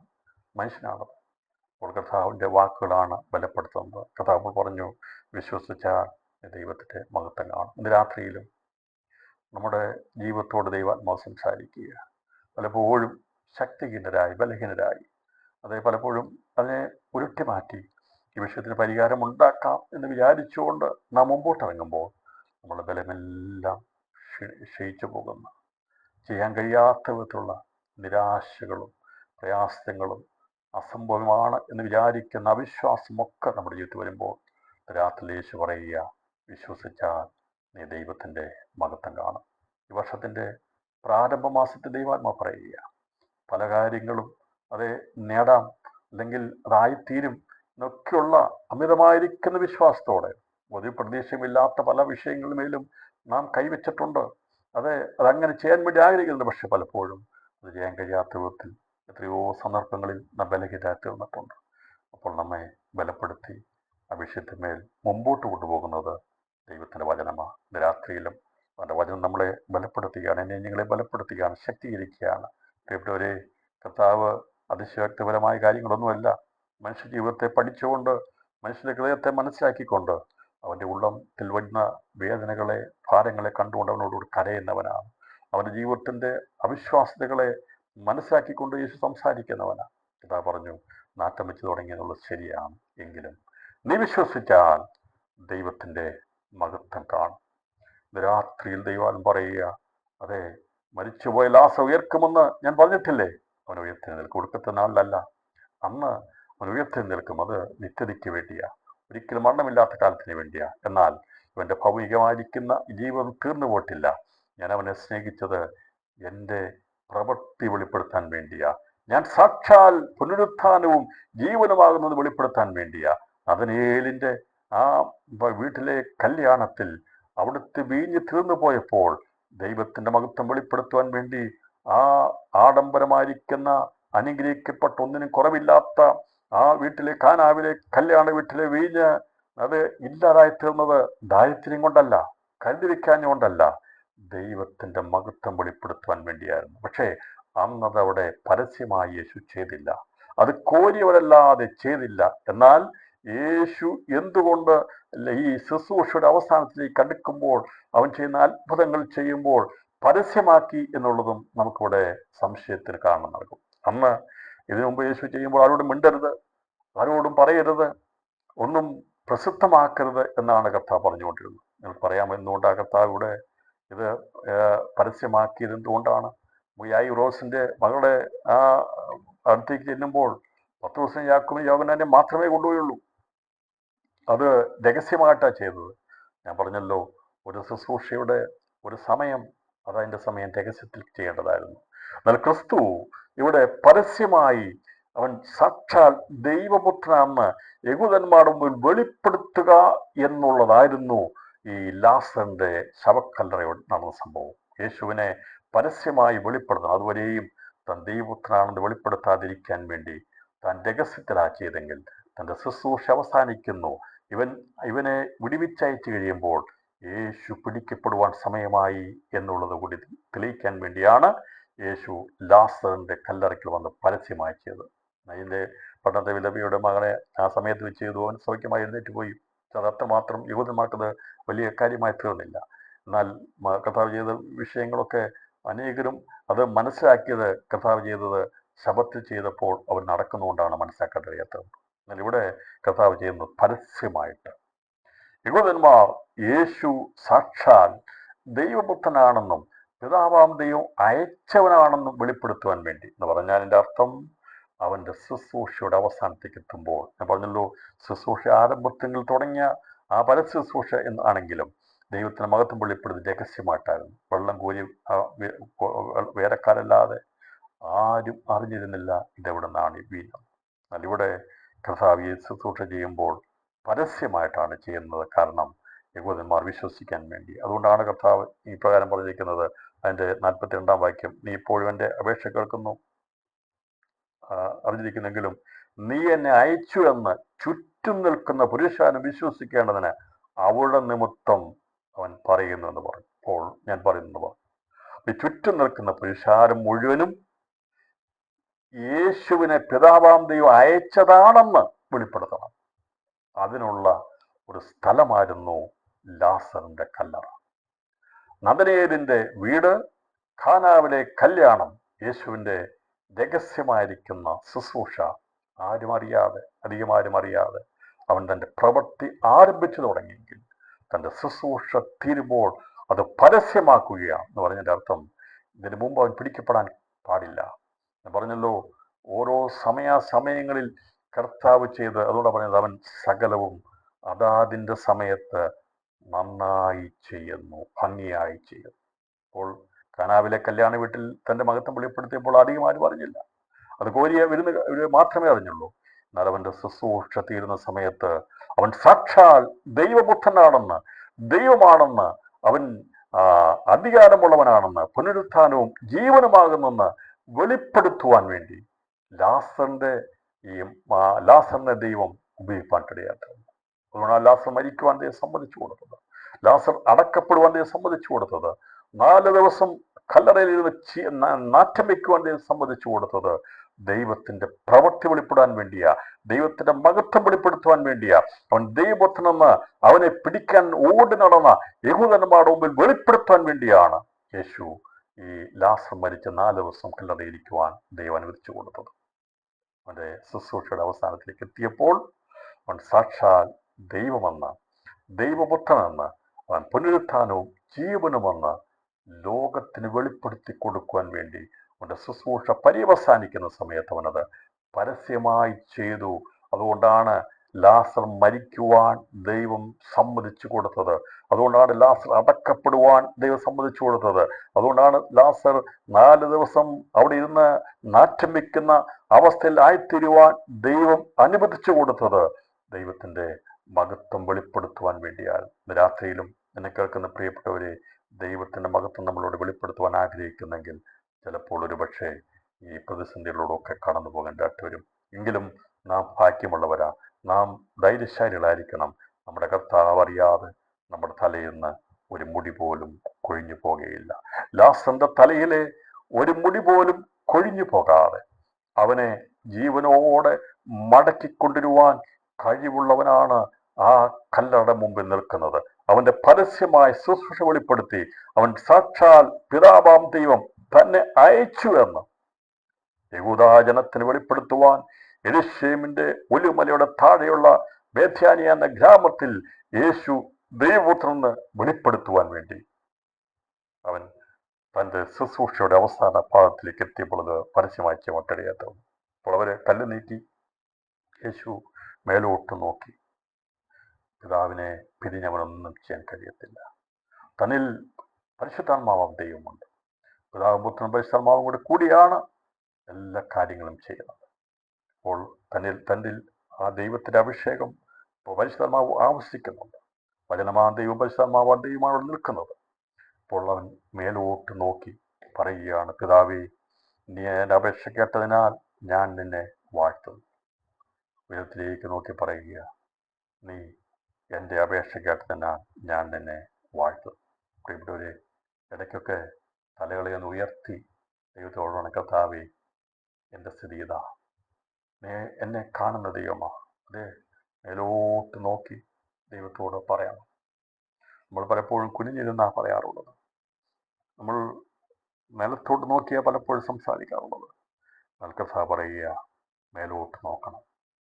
സർവശക്തനായ ദൈവത്തിൻ്റെ മുഖത്തേക്ക് കരങ്ങളെ ഉയർത്തിക്കൊണ്ട് മേലോട്ട് നോക്കി യേശു പറഞ്ഞതുപോലെ രാത്രി നമുക്ക് പറയാം, അതേ കർത്താവേ, നീ ഞങ്ങളുടെ അപേക്ഷ കേട്ടിരിക്കുന്നു. കഴിഞ്ഞ നാളുകളിൽ ഞങ്ങൾ വിശ്വാസത്തിൽ വന്ന അന്ന് മുതൽ, കർത്താവേ, നിന്നെ അറിയുവാൻ തുടങ്ങിയ അന്ന് മുതൽ ഞങ്ങളുടെ അപേക്ഷ മുഴുവനും കേട്ടിട്ടുള്ള ദൈവമാണ്. ഇന്നും ഞങ്ങളുടെ അപേക്ഷ കേൾക്കുന്ന ദൈവമാണ്. പറയുകയാണ്, നീ ഇപ്പോഴും എൻ്റെ അപേക്ഷ കേൾക്കുന്നു എന്ന് ഞാൻ അറിഞ്ഞിരിക്കുന്നു. അപ്പോൾ ഇന്നലകളിൽ നമ്മുടെ പ്രയാസങ്ങളിൽ നമ്മുടെ അപേക്ഷ കേട്ടവൻ, നമ്മുടെ പ്രാർത്ഥന കേട്ടവൻ ഇപ്പോഴും എവിടെയും നമുക്ക് കാണാൻ സാധിക്കുന്നത് പാസ്റ്റ് ടെൻസിലും അത് പ്രസന്റ് ടെൻസിലും യേശു പറയുക, പിതാവാം ദൈവമേ, നീ എൻ്റെ അപേക്ഷ കേൾക്കുന്ന ദൈവമാണ്. നമുക്ക് രാത്രി പറയാം, സ്തോത്രത്തോടെ പറയാം, കർത്താവേ, ഞങ്ങളുടെ എത്ര തകർന്ന വേളകളിൽ, കണ്ണുനീരിൻ്റെ അവസ്ഥകളിൽ ഞങ്ങൾ നിലവിളിച്ച് ഉയരത്തിലേക്ക് നോക്കിയപ്പോൾ, മാറത്തടിച്ച് ഉയരത്തിലേക്ക് നോക്കിയപ്പോൾ ഞങ്ങളുടെ വേദന കണ്ട് ഞങ്ങളുടെ അപേക്ഷ സ്വീകരിച്ച് ഞങ്ങളെ രക്ഷിച്ച നാഥ, ഇപ്പോഴും നിനക്ക് ഞങ്ങൾക്ക് വേണ്ടി അത്ഭുതം ചെയ്യുവാൻ കഴിയും. അങ്ങേക്ക് പ്രവർത്തിപ്പാൻ കഴിയും. ഇന്നും ഞങ്ങളുടെ പ്രാർത്ഥന കേൾക്കുവാൻ അങ്ങേ കഴിയും. യേശു ആ രീതിയിലാണ് പ്രാർത്ഥിച്ചത്. ഞാൻ പറഞ്ഞല്ലോ, യേശു ഒരു സാധാരണ ഒരു മനുഷ്യനെ പോലെ അവിടെ നമുക്ക് മാതൃകയായിട്ട് കാണിച്ചു തരികയാണ്. അവൻ വന്ന്, ഞാനിപ്പോൾ ലാസറിനെ വെളിയിൽ കൊണ്ടുവരാന്ന് പറഞ്ഞ് ഓടി വന്ന് ലാസറിനെ കല്ലറയിൽ ചെന്ന് അവനെ വിളിച്ചിറങ്ങി വെളിയിൽ കൊണ്ടുവരികയല്ല ചെയ്തത്. ഒരു മനുഷ്യൻ എങ്ങനെയാണ് പിതാവാം ദൈവത്തോട് പ്രാർത്ഥിക്കേണ്ടത്, എങ്ങനെയാണ് പ്രശ്നസങ്കീർണമായ വിഷയങ്ങളെ തരണം ചെയ്യേണ്ടത്, എങ്ങനെ പ്രാർത്ഥിക്കണമെന്ന് കർത്താവ് നമുക്ക് മാതൃക കാണിക്കുക. അസംഭവമെന്ന് ലോകം പറയുന്ന വിഷയങ്ങളിന്മേൽ, സാധിക്കാത്ത വിഷയങ്ങളിന്മേൽ ദൈവമക്കൾ കരങ്ങൾ ഉയരത്തിലേക്ക് നോക്കി പറഞ്ഞ, കർത്താവെ, അങ്ങേക്ക് പ്രവർത്തിപ്പാൻ കഴിയും. എന്നെ ഈ പ്രതിസന്ധിയിലേക്ക്, അല്ലെ വിഷയത്തിലേക്ക് കൊണ്ടുവന്നത് ഞാനിവിടെ എന്നും അടയ്ക്കപ്പെട്ടു പോകുവാനല്ല, ഞാനൊന്നും ചെഞ്ഞു നാറിപ്പോകുവാനല്ല, അങ്ങേക്ക് വേണ്ടി അങ്ങയുടെ മഹത്വം വെളിപ്പെടുത്തുവാൻ വേണ്ടിയാണ്. പിതാവാം ദൈവത്തിന് രാത്രി സ്തോത്രം ചെയ്യുവാൻ അറിയാത്തന്നു. നീ ഇപ്പോഴും എൻ്റെ അപേക്ഷ കേൾക്കുന്നു എന്ന് ഞാൻ അറിയുന്നു. എങ്കിലും നീ എന്നെ അയച്ചുവെന്ന് ചുറ്റും നിൽക്കുന്ന പുരുഷാരം വിശ്വസിക്കേണ്ടതിന് അവിടെ നിമിത്തം ഞാൻ പറയുന്നു എന്ന് പറഞ്ഞു. അപ്പോൾ കർത്താവ് പറഞ്ഞു, ഇന്നലകളിൽ നീ എൻ്റെ അപേക്ഷ കേട്ടു, ഇന്നും എന്തപേക്ഷിച്ചാലും അത് നൽകും. എന്നാൽ ഈ ചുറ്റും നിൽക്കുന്ന ആൾക്കാരെന്ന് വിശ്വസിക്കണം. അതെ, അവിടെ അവിശ്വാസം മാറണം. അവർ വിശ്വസിക്കാനായിട്ടാണ് എന്നെ കല്ലെറിഞ്ഞ് വേണ്ടി ഓടിച്ചു നടക്കുന്ന ഇവർ മനസ്സിലാക്കണം, ഞാൻ സാക്ഷാൽ നിന്നാൽ അയക്കപ്പെട്ടവനാണ്. ആ ഒരു കാര്യത്തിന് വേണ്ടിയാണ് ഈ ഞാൻ പ്രിയം വെച്ചിരുന്ന ലാസിൻ്റെ വീട്ടിൽ ഈ സംഭവം ഉണ്ടായത് എന്ന് പറഞ്ഞ് കഥ പറഞ്ഞു, നീ എന്നെ അയച്ചുവെന്ന് ചുറ്റും നിൽക്കുന്നു. ഇതുവരെയും ഇങ്ങനൊരു ശുശ്രൂഷ കഥാവ് ചെയ്തില്ല. മറ്റാരും തന്നിൽ വിശ്വസിക്കുവാൻ, താൻ ദൈവത്തിനാണെന്ന് വിശ്വസിക്കാൻ വേണ്ടി ഞാൻ വെളിപ്പെടുത്തിയില്ല. ഞാൻ പറഞ്ഞല്ലോ, ശുശ്രൂഷ തീരുന്നത് കൊണ്ട്, പിതാവാം ദൈവം തൻ്റെ പ്രവൃത്തി തൻ്റെ പുത്രനോട് തികച്ചെടുക്കുന്നുണ്ട്. ഇനി മറ്റൊരു സമയം അധികം ഇല്ലാത്തത് കൊണ്ട് കർത്താവ് തന്നെ വെളിപ്പെടുത്തുകയാണ്. അതാണ് വിശ്വസിച്ചാൽ ദൈവത്തിൻ്റെ മഹത്വം കാണുമെന്ന് പറഞ്ഞത്. അപ്പോൾ കാണത്തക്കവണ്ണമുള്ള, മറ്റുള്ളവർ മനസ്സിലാകത്തക്കവണ്ണമുള്ള ഒരു വിശ്വാസത്തിൻ്റെ പ്രവൃത്തി പിതാവാം ദൈവത്താൽ ചെയ്തെടുക്കപ്പെടുകയാണ് ആ കല്ലറയുടെ മുമ്പിൽ നടക്കുവാടേത്തുന്നത്. എന്നിട്ട് കല്ല് നീക്കി, ഞാൻ പറഞ്ഞൊരു പൊതു ശ്മശാനമാണ്, അത് ഗുഹയാണ്. യഹൂദന്മാരുടെ പാരമ്പര്യം അനുസരിച്ച് ഇങ്ങനെയുള്ള ഗുഹകൾ, അബ്രഹാം മുതലായിട്ടുള്ളവരൊക്കെ അങ്ങനെ ഉപയോഗിച്ചിരുന്ന ഗുഹകൾ ശവസംസ്കാരത്തിന് വേണ്ടി ഉപയോഗിച്ചിരുന്നതാണ്. അപ്പോൾ അവിടെ കല്ല് മാറ്റി ലാസറിനെ അവിടെ വെച്ചിരിക്കുന്ന ആ അവസ്ഥയിൽ, നാറ്റം തുടങ്ങിയെന്നുള്ള അവസ്ഥയിൽ അവൻ്റെ ശരീരം അതിൻ്റെ അകത്തിരിക്കുക. കല്ല് നീക്കിയിട്ട് നിൽക്കുമ്പോൾ യേശു ഉയരത്തിലേക്ക് നോക്കി പ്രാർത്ഥിക്കുക. നമുക്ക് വേണ്ടി സദാ പക്ഷപാതം ചെയ്യുക, നമ്മുടെ അസാധ്യമായ കാര്യങ്ങളെ സാധ്യമാക്കി തരുന്നവൻ, മരിച്ചതിനെ ജീവിപ്പിക്കാൻ കഴിവുള്ളവൻ, ഇല്ലാത്തതിനെ ഉള്ളതിനെ പോലെ വിളിപ്പാൻ കഴിവുള്ളവൻ. അത് ഇന്ന് രാത്രിയിൽ അവൻ നമുക്ക് വേണ്ടി പക്ഷപാതം ചെയ്യുന്നുണ്ട്. പിതാവിൻ്റെ വലത്തുഭാഗത്തിരുന്നു കൊണ്ട് നമുക്ക് വേണ്ടി പക്ഷപാതം ചെയ്യുന്ന നമ്മുടെ കർത്താവ് അസാധ്യങ്ങളെ സാധ്യമാക്കുമെന്ന് രാത്രി ഞാൻ ആത്മാവിൽ ദൂത് പറയുക. അന്ന് മാർത്തയുടെയും മറിയുടെയും ഭവനത്തിൻ്റെ വിഷയം തീർക്കുവാൻ സമർപ്പിക്കാൻ വേണ്ടി ഭൂമിയിൽ അവർക്ക് വേണ്ടി പക്ഷപാതം ചെയ്ത കർത്താവ് ഇന്നും അവൻ ശുശ്രൂഷ ചെയ്തുകൊണ്ടിരിക്കുക. അവൻ ശ്രേഷ്ഠ മഹാപുരോഹിതനായി പിതാവിൻ്റെ വലത്തുഭാഗത്തിരുന്നുകൊണ്ട് നമുക്ക് വേണ്ടി പക്ഷപാതം ചെയ്യുന്നുണ്ട്. ഭൂമിയിൽ നമുക്ക് വേണ്ടി പക്ഷപാതം ചെയ്യുന്ന പരിശുദ്ധാത്മാവുണ്ട്. രാത്രിയിൽ നമുക്ക് വേണ്ടി പക്ഷപാതം ചെയ്യുന്ന, ഒരു മടിയും കൂടാതെ, ഒരു മടുപ്പും കൂടാതെ, രാത്രി എന്ന പകലെന്ന വ്യത്യാസം കൂടാതെ നമുക്ക് വേണ്ടി ഏത് സമയത്തും പക്ഷപാതം ചെയ്യുന്ന ആ കരങ്ങൾ ഇന്നും നമുക്ക് വേണ്ടി ഉയർത്തപ്പെട്ടിട്ടുണ്ട്. അവൻ്റെ കരങ്ങൾ അടഞ്ഞു പോയതല്ല, ദ്രവിച്ചു പോയതല്ല. അവൻ മരിച്ചവനായിരുന്നു, എന്നാൽ ഇന്നും ജീവിക്കുന്നവനാണ്. ആ കരങ്ങൾ ഉയർത്തിയാണ് നമ്മളെ അനുഗ്രഹിച്ചിരിക്കുന്നത്. ആ കരങ്ങൾ ഉയർത്തിയാണ് അവൻ ഈ ഭൂമിയിൽ അവൻ പ്രവർത്തിച്ചതെങ്കിൽ രാത്രിയിൽ കർത്താവിൻ്റെ ആ പ്രവൃത്തി തീർന്നു പോയിട്ടില്ല എന്നുള്ളതും നമുക്കിവിടെ മനസ്സിലാക്കാൻ സാധിക്കുന്നുണ്ട്. യേശു മേലോട്ട് നോക്കി, പിതാവേ, നീ എൻ്റെ അപേക്ഷ കേട്ടതിനാൽ ഞാൻ നിന്നെ വാഴ്ത്തുന്നു. നമുക്കറിയാം, യേശു 5 അപ്പം എടുത്ത് സ്വർഗത്തിലേക്ക് നോക്കി വാഴ്ത്തി. അതെ, നമുക്ക് ഈ ദിവസങ്ങളിൽ പ്രാർത്ഥിക്കുമ്പോൾ ഉയരത്തിലേക്ക് നോക്കാം. ഞാൻ പറഞ്ഞല്ലോ, ദൈവമേ, നിന്റെ പ്രവൃത്തിക്കായി ഞാൻ കാത്തിരിക്കുന്നു. എൻ്റെ സഹായം എവിടെ നിന്ന് വരും? എൻ്റെ സഹായം ആകാശത്തെയും ഭൂമിയും ഉണ്ടാക്കിയ ദൈവത്തിങ്കിൽ നിന്ന് വരുന്നു. അതെ, വെളിച്ചത്തിങ്ങളുടെ വസിക്കുന്ന നമ്മുടെ കർത്താവ്, ഉയരത്തിൽ വസിക്കുന്ന അത്യുന്നത ദൈവമായതുകൊണ്ടാണ് ഉയരത്തിലേക്ക് നോക്കി യേശു പ്രാർത്ഥിച്ചത്, യേശു അപേക്ഷിച്ചത്. അതുപോലെ ദിവസങ്ങളിൽ പ്രതിസന്ധികൾ, വിഷയങ്ങൾ വരുമ്പോൾ തല ഉയർത്തി ദൈവത്തോട് പറയണം, അബ്ബാ പിതാവേ, നിനക്ക് സകലവും കഴിയും. അതെ, കർത്താവ് പല രീതിയിൽ പ്രാർത്ഥിച്ചിട്ടുണ്ട്. കവണ വീണ് പ്രാർത്ഥിച്ചിട്ടുണ്ട്, ഉയരത്തിലേക്ക് നോക്കി പ്രാർത്ഥിച്ചിട്ടുണ്ട്. ഞാൻ പറഞ്ഞല്ലോ, സാഹചര്യത്തിനനുസരിച്ചാണ് കർത്താവ് പ്രാർത്ഥന പഠിപ്പിച്ചിരിക്കുന്നത്. രാത്രിയിൽ ഈ കല്ലറയുടെ മുമ്പിൽ യേശു പിതാവിൻ്റെ മുഖത്തേക്ക് നോക്കി, മേലോട്ട് നോക്കി പ്രാർത്ഥിച്ചിട്ട് പറഞ്ഞു, നീ എൻ്റെ അപേക്ഷ എപ്പോഴും എൻ്റെ അപേക്ഷ കേൾക്കുന്നുവെന്ന് ഞാൻ അറിയുന്നു. എപ്പോഴും എൻ്റെ അപേക്ഷ കേൾക്കുന്നുവെന്ന് ഞാൻ അറിയിക്കുന്നെങ്കിലും നീ അയച്ചുവെന്ന് ചുറ്റും നിൽക്കുന്ന പുരുഷാരം വിശ്വസിക്കുന്നത് അവരുടെ നിമിത്തം ഞാൻ പറയുന്നുവെന്ന് പറഞ്ഞ്, ഇങ്ങനെ പറഞ്ഞിട്ട് അവൻ ലാസറേ പുറത്തു വരിക എന്ന് ഉറക്കെ വിളിച്ചു. ഈ വിളി എവിടം വരെ എത്തിയെന്നറിയാമോ? എവിടം വരെയായി ലാസറിനെ വിളിച്ചപ്പോൾ യേശു വിളിച്ച വിളിയുടെ ധ്വനി എവിടം വരെ പോയെന്നറിയാമോ? ആർക്കെങ്കിലും പറയാമോ? യേശു ഉറക്കെ വിളിച്ചു ആ ബേഥാനിയിൽ നിന്ന്. അവിടെ ആ വിളി വിളിച്ചപ്പോൾ ഇത് കേൾക്കേണ്ടവൻ അബ്രഹാമിന്റെ മടിയിലിരിക്കുക. മീതിയുള്ള പാതാളത്തിൽ അവൻ വിശ്രമിക്കുക. 4 ദിവസം മുമ്പ് മരിച്ചു പോയതാണ്. അപ്പോൾ സ്വർഗത്തിലേക്ക് പ്രാർത്ഥിച്ചപ്പോൾ പ്രാർത്ഥന, അവന്റെ ശബ്ദം പ്രാർത്ഥനയിൽ എത്തുവാടേത്തുന്നു. ലാസറേ പുറത്തു വരിക എന്ന് പറഞ്ഞപ്പോൾ ഈ യേശുവിന്റെ ശബ്ദം ഇറങ്ങിച്ചെന്നത് മീതെയുള്ള പാതാളത്തിൽ അബ്രഹാമിന്റെ മടിയിൽ വിശ്രമിക്കുന്ന ലാസറിന്റെ ആത്മാവിന്റെ അടുത്തേക്കാണ് ആ ശബ്ദം ചെല്ലുവാടേത്തുന്നത്.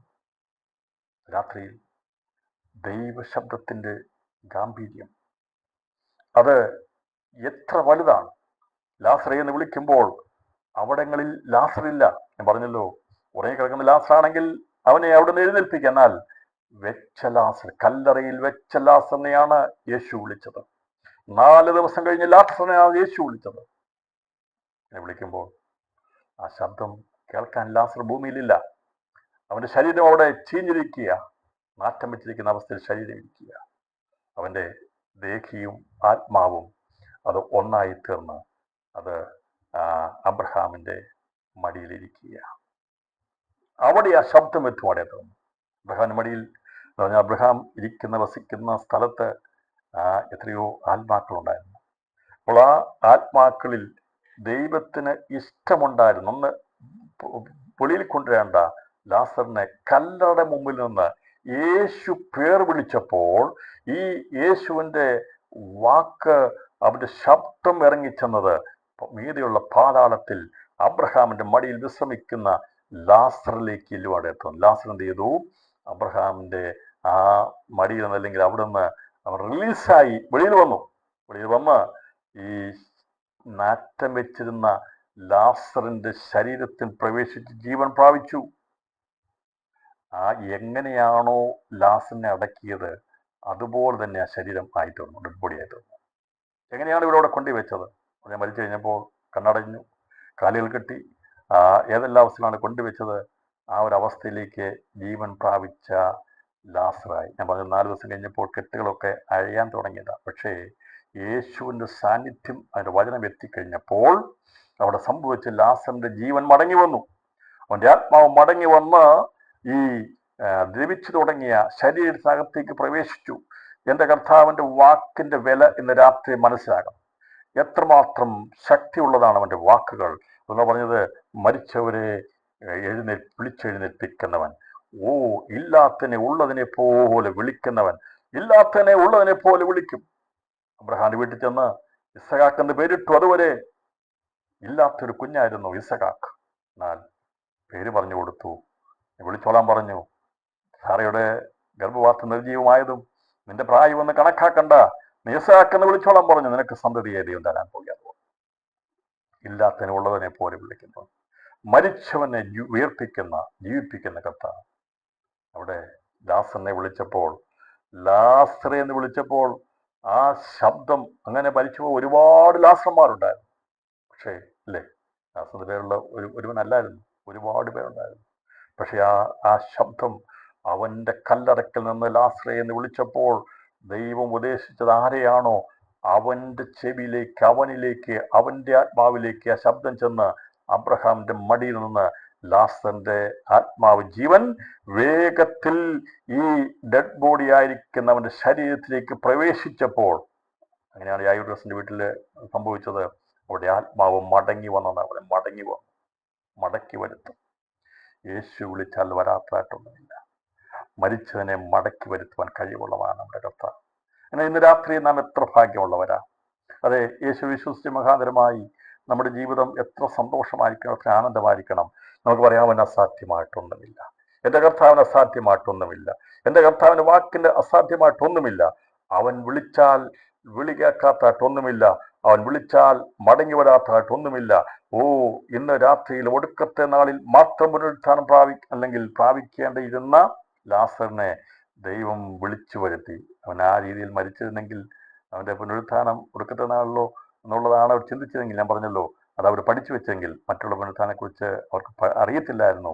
എന്നാൽ ലാസർ ആ ഒരു അവസ്ഥയിൽ നിന്ന് വെളിയിൽ വന്നപ്പോൾ അവൻ്റെ പുനരുത്ഥാനത്തിൻ്റെ നിരകൂടി മാറുവാൻ വേണ്ടി കർത്താവിനെ മടക്കി വരുത്തി.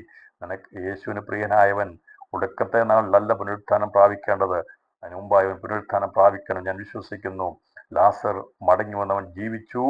അവൻ ദൈവസഭയുടെ ഭാഗമായി തീർന്ന് പിന്നെ മരിച്ചപ്പോൾ അവൻ ശ്രേഷ്ഠകരമായിരിക്കുന്ന പരദീസയുടെ 3-ാം സ്വർഗത്തിന് അവകാശിയായി അവൻ മരിപ്പാൻ ഇടയാറ്റുന്ന അവൻ്റെ ആത്മാവ് പരദീസയിൽ ഇപ്പോൾ വിശ്രമിക്കുന്നുണ്ട്. കർത്താവിൻ്റെ മധ്യാകാശം വരെയെങ്കിൽ അവൻ വെളിയിൽ വരും. ഞാൻ വിശ്വസിക്കുന്നത് അവൻ്റെ ജീവിതത്തിൽ ഒരു വലിയ വലിയ പ്രൊമോഷനാണ് ദൈവം കൊടുപ്പാൻ ഇടയാറ്റുന്നത്. ഞാൻ വിചാരിക്കും 4 ദിവസം കഴിഞ്ഞ് വന്നിട്ട്, മരണം കഴിഞ്ഞ് വന്ന് ലാസറിൻ്റെ ആത്മാവ് മടങ്ങി വന്ന് അവൻ്റെ ശരീരത്തിൽ പ്രവേശിച്ചു കഴിഞ്ഞപ്പോൾ എന്ത് ചെയ്തു? അത് പുറത്തു വരുവായിരുന്നു. ഇങ്ങനെ വന്നറിയാമോ? ഇങ്ങനെ പറഞ്ഞിട്ട് അവനെ ലാസറെ പുറത്തു വരിക എന്ന് ഉറക്കെ വിളിച്ചു. മരിച്ചവൻ പുറത്തു വന്നു.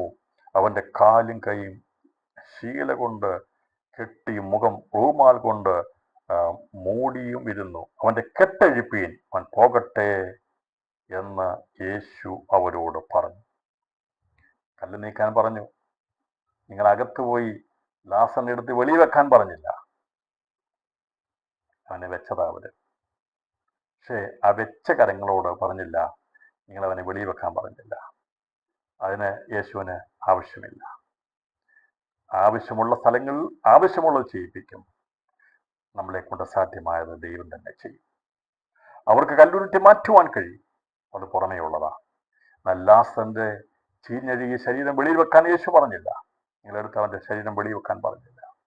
അത് അവരെ കൊണ്ട് ദൈവം ചെയ്യിപ്പിച്ചത് അവർക്ക് അസാധ്യം. അവരെ കൊണ്ട് ചെയ്യാൻ പറ്റത്തില്ല. എന്നാൽ യേശു ലാസറെ എന്ന് വിളിച്ചപ്പോൾ അവനെ വെച്ച സ്ഥിതിയിൽ അവൻ എന്ത് ചെയ്തു? ജീവൻ പ്രാപിപ്പാനിടയായി തീർന്നു. അവൻ ജീവനുള്ളവനായി തീർന്നു. രാത്രിയിൽ ആത്മാവിൽ ദർശിപ്പാൻ കഴിയുമോ? ചീഞ്ഞഴുകി കണ്ണിൽ നിന്ന് ശരീരം വേർപെട്ട്, ശരീരത്തിൽ നിന്ന് കണ്ണ് വേർപെട്ട് അവയവങ്ങൾ വേർപെട്ടുകൊണ്ടിരിക്കുന്ന ആ ജീവിതത്തിലേക്ക് ജീവന്റെ വാസനയായിരിക്കുന്ന യേശുവിന്റെ ശബ്ദം വ്യാപരിച്ചു കഴിഞ്ഞപ്പോൾ അത് വീണ്ടും ജീവൻ പ്രാപിച്ചെങ്കിൽ അവന് സൗഖ്യമാക്കുവാൻ കഴിയാത്ത രോഗമില്ല, അവന് മാറ്റുവാൻ കഴിയാത്ത പ്രശ്നങ്ങളില്ല, അവന് ജീവന്റെ മടക്കിത്തരാൻ കഴിയാത്ത വിഷയങ്ങളില്ല. അവൻ എന്ത് ചെയ്തു? അവന്റെ വാക്ക് ഇവന് ജീവൻ പകർന്ന് അവന്റെ ശരീരത്തിന്റെ ഓരോ കോശങ്ങളിൽ വ്യാപരിപ്പാനിടയായി തീർന്നു. എങ്ങനെയാണോ അവർ അടക്കിയത് അതുപോലെ തന്നെ ലാസർ വെളി വരുവാനിടയായി തീർന്നു. ലാസർ കെട്ടപ്പെട്ടവനായി വെളി വന്നു. പറഞ്ഞു, സാത്താന്റെ പ്രവർത്തനം അഴിപ്പാനാ ഞാൻ പ്രത്യക്ഷനായത്. അതെ, മരണമുഖാന്തരം കെട്ട് നിങ്ങൾ ചെയ്യാറുണ്ട്. നിരവധി ശവശരീരങ്ങൾ കെട്ടിവെച്ചിട്ടുണ്ട്. അത് അവസാനമായി മനുഷ്യർക്ക് ചെയ്യാൻ പറ്റുന്ന കാര്യങ്ങളൊക്കെയുള്ളൂ. എന്നാൽ കഥ പറഞ്ഞു, മരണം സാത്താൻ മുഖാന്തരം ഉണ്ടായതാണ്. ബോഷ്കിന്റെ മുഖാന്തരം ഉണ്ടായതാണെങ്കിൽ സത്യദൈവമായിരിക്കുന്ന ക്രിസ്തു മുഖാന്തരം മരണത്തിന്റെ പാശങ്ങളെ അഴിച്ചവൻ എഴുന്നേൽപ്പിക്കുന്നവനാണ്. രാത്രിയിൽ സാത്താന്റെ പ്രവൃത്തികളെ അഴിപ്പാൻ പ്രത്യക്ഷനായ ദൈവം അവൻ മരണത്തിന്റെ പാശങ്ങളെ അഴിക്കുന്നവനാണ്. അവൻ അഴിക്കാൻ കഴിയാത്ത മറ്റൊന്നുമില്ല. അവൻ മരണത്തിന്റെ പാശത്തെ അഴിച്ചിട്ട് പറഞ്ഞു, പുറമേയുള്ള കെട്ട് നിങ്ങൾ അഴിച്ചേക്കാൻ പറഞ്ഞു. അവർ കെട്ടിയ കെട്ട് അവർ അഴിച്ചു. സാത്താൻ കെട്ടിയതായിരുന്നു മരണത്തിന്റെ കെട്ട്. സാത്താനല്ല ലാസറിനെ വലിഞ്ഞു മുറുക്കി കെട്ടിയത്, മനുഷ്യൻ ചെയ്തതാണ്. അത് മനുഷ്യൻ അഴിച്ചാൽ മതി. എന്നാൽ പിശാചാണ് മരണത്തിന്റെ അധികാരിയായിരുന്നത്. അവൻ മുഖാന്തരമാണ് മരണമുണ്ടായതെങ്കിൽ അവൻ കെട്ടിയതിനെ യേശു അഴിച്ചു. കാര്യം മനസ്സിലായല്ലോ? അവൻ വിചാരിച്ചത് ലാസർ ഇനി ഇല്ല, ഇനി പുനരുത്ഥാനം കഴിഞ്ഞ് അത് വേറൊരു ഭാഗത്തേക്ക് പൊക്കോട്ടെ. പക്ഷേ യേശുവിന് പ്രിയനായിരിക്കുന്ന ലാസർ, അവൻ മരിച്ചെന്നുള്ളിൽ സന്തോഷിച്ചുകൊണ്ടിരുന്ന ആ സാത്താന്യ ശക്തി മരണം മുഖാന്തരമായി ലോകത്തുനിന്ന് അവനെ മാറ്റിയെങ്കിൽ യേശു അവൻ്റെ പ്രവൃത്തി അഴിച്ചു. ആ മരണത്തിന്റെ കെട്ടിനെ യേശു അഴിച്ചു. പുറമേ ഉള്ള കെട്ട് അത് സാത്താൻ കെട്ടിയതല്ല, മനുഷ്യൻ കെട്ടിയത് അവൻ അഴിച്ചു മാറ്റാൻ കഴിയും. ഞാൻ പറഞ്ഞല്ലോ, മനുഷ്യൻ ചെയ്യേണ്ടതിനെ കൊണ്ട് ദൈവം മനുഷ്യനെ കൊണ്ട് ചെയ്യിപ്പിക്കും. മനുഷ്യരെ കൊണ്ട് അസാധ്യമായതിനെ ദൈവം തന്നെ ചെയ്യും. നമ്മളെ കൊണ്ട് അസാധ്യമായ ദൈവം ചെയ്തെടുക്കും. രാത്രി കല്ല് മാറ്റുവാൻ നാം തയ്യാറാണെങ്കിൽ ജീവൻ നൽകുവാൻ ദൈവത്തിന് കഴിയും. എങ്കിൽ ദിവസങ്ങളിൽ കെട്ടഴിയപ്പെട്ടതായി ജീവിതങ്ങൾ വെളിയിൽ വരുവാൻ ദൈവാത്മാവിന് കഴിയും. എന്നൊരു കഥ പറഞ്ഞു, അവൻ പോകട്ടെ എന്ന് യേശു പറഞ്ഞു. അവന്റെ കെട്ടഴിപ്പീൻ, അവൻ പോകട്ടെ എന്ന് രാത്രിയിൽ ദൈവാത്മാവ് പറയുക, കെട്ടഴിപ്പീൻ, അവൻ പോകട്ടെ. അതെ, കെട്ടിവെച്ചിരിക്കുന്ന ചില തലമുറകളുണ്ട്, കെട്ടപ്പെട്ട ചില ജീവിതങ്ങളുണ്ട്, കെട്ടപ്പെട്ടിരിക്കുന്ന ചില രോഗബന്ധനങ്ങളുണ്ട്, അതെ, കെട്ടപ്പെട്ടിരിക്കുന്ന ചില കുടുംബങ്ങളുണ്ട്. അതെ, ലോകത്തിൽ അനവധി കുടുംബങ്ങൾ, അനവധി വ്യക്തികൾ, തലമുറകൾ കെട്ടപ്പെട്ടിരിക്കുക. ഗർഭപാത്രം കെട്ടപ്പെട്ടിരിക്കുന്നെങ്കിൽ ഇന്ന് പലതും കെട്ടപ്പെട്ടിരിക്കുന്നെങ്കിൽ, ബുദ്ധി മണ്ഡലങ്ങൾ കെട്ടപ്പെട്ടിരിക്കുന്നെങ്കിൽ, സാത്താൻ മുഖാന്തരമായി കെട്ടപ്പെട്ടതിനെ അഴിക്കുവാൻ ദൈവപുത്രൻ പ്രത്യക്ഷനായതുകൊണ്ട് രാത്രി ആത്മാവിൽ വിളിച്ചു പറയുക, അവൻ അസാധ്യമായിട്ടൊന്നുമില്ല. അവന്റെ വചനത്തിന് കെട്ടഴിപ്പാൻ കഴിയും. സാത്താൻ കെട്ടിയതിനെ അഴിപ്പാൻ വേണ്ടിയ ദൈവപുത്രൻ പ്രത്യക്ഷനായത്. അങ്ങനെ അഴിക്കുന്നവരുടെ കെട്ടഴിക്കാൻ വേണ്ടിയുള്ള ശുശ്രൂഷയ ദൈവദാസന്മാർക്ക്, ദൈവമക്കൾക്ക് ദൈവം തന്നിരിക്കുന്നത്. ദൈവത്തിന്റെ പ്രവർത്തിക്കാൻ ഞാൻ സ്തോത്രം ചെയ്യുന്നു. അതേ, സാത്താൻ പിടിച്ചു കെട്ടി വെച്ചിരിക്കുന്ന മരണത്തിന്റെയും ശാപത്തിന്റെയും നാശത്തിന്റെയും ഇല്ലായ്മയുടെയും കെട്ടി വെച്ചിരിക്കുന്ന കെട്ടിനെ അഴിക്കുവാൻ ദൈവപുത്രന്റെ വാക്കിന് കഴിയും. അവന്റെ നാമത്തിൽ പറയുമ്പോൾ, ആ വചനം വ്യാപരിച്ചു കഴിയുമ്പോൾ അവനെ റിലീസ് ചെയ്തെടുക്കാനുള്ള ശുശ്രൂഷയാണ് ദൈവമായ കർത്താവ് നമുക്ക് തന്നിരിക്കുന്നത്. കണ്ണുകളടയ്ക്ക് നമ്മുടെ രാത്രി പ്രാർത്ഥിക്കാം. നമ്മുടെ കർത്താവിന് സാധ്യമായിട്ടൊന്നുമില്ല. അവന്റെ കെട്ടഴിപ്പീൻ, അവൻ പോകട്ടെ എന്ന് പറഞ്ഞ് യേശുവിനോട് കൂടെ നടക്കാതിരിക്കുവാൻ, യേശുവിനെ സ്വീകരിക്കാതിരിക്കുവാൻ സാത്താൻ മരണത്താൽ അവനെ കെട്ടിയെങ്കിൽ ദൈവം അനുവദിച്ചു കൊടുത്തതായിരുന്നു. എന്നാൽ കർത്താവ് പറഞ്ഞു, നീ കെട്ടിയിരിക്കുന്ന കെട്ടുകൊണ്ട് അവന്റെ ജീവിതം തീർന്നു പോയിട്ടില്ല. അവന്റെ കെട്ടഴിപ്പാൻ വേണ്ടിയാണ് ഞാൻ വന്നത്. രാത്രി എൻ്റെ കർത്താവ് നമ്മുടെ വീട്ടിൽ പ്രത്യക്ഷമായതിനായി സ്തോത്രം ചെയ്യാം. അവന് കെട്ടിവെച്ചിരിക്കുന്ന കെട്ടഴിച്ച് പുറത്തു വരത്തക്കവണ്ണം, അതെ, അവൻ പോകട്ടെന്ന് പറയത്തക്കവണ്ണം ദൈവാത്മാവ് വ്യാപരിക്കുന്നതിനായി സ്തോത്രം ചെയ്യും. എല്ലാ കഥകളും എടുത്ത് സ്തോത്രം ചെയ്താട്ടെ. ബന്ധിച്ചിരിക്കുന്ന ബന്ധനങ്ങളെ അഴിക്കുന്ന ദൈവപുത്രന്റെ ശക്തിയുള്ള വചനം ഇന്ന് രാത്രി വ്യാപരിക്കുക. നീ അനങ്ങാതിരിക്കുവാൻ വേണ്ടി, വെളിവിടാതിരിക്കാൻ വേണ്ടി, ഇല്ലാതാക്കി തീർക്കാൻ വേണ്ടി ശത്രു പരിശ്രമിച്ചുകൊണ്ട് അതിനവൻ പദ്ധതികളിട്ട് എല്ലാം ചെയ്തു വെച്ചിട്ടുണ്ടെങ്കിലും യേശു കല്ലറയ്ക്കൽ വന്നാൽ, യേശു ആ സ്ഥലത്തേക്ക് വരുന്നത് അവൻ കെട്ടിയതിനെ അഴിക്കാൻ വേണ്ടിയാ.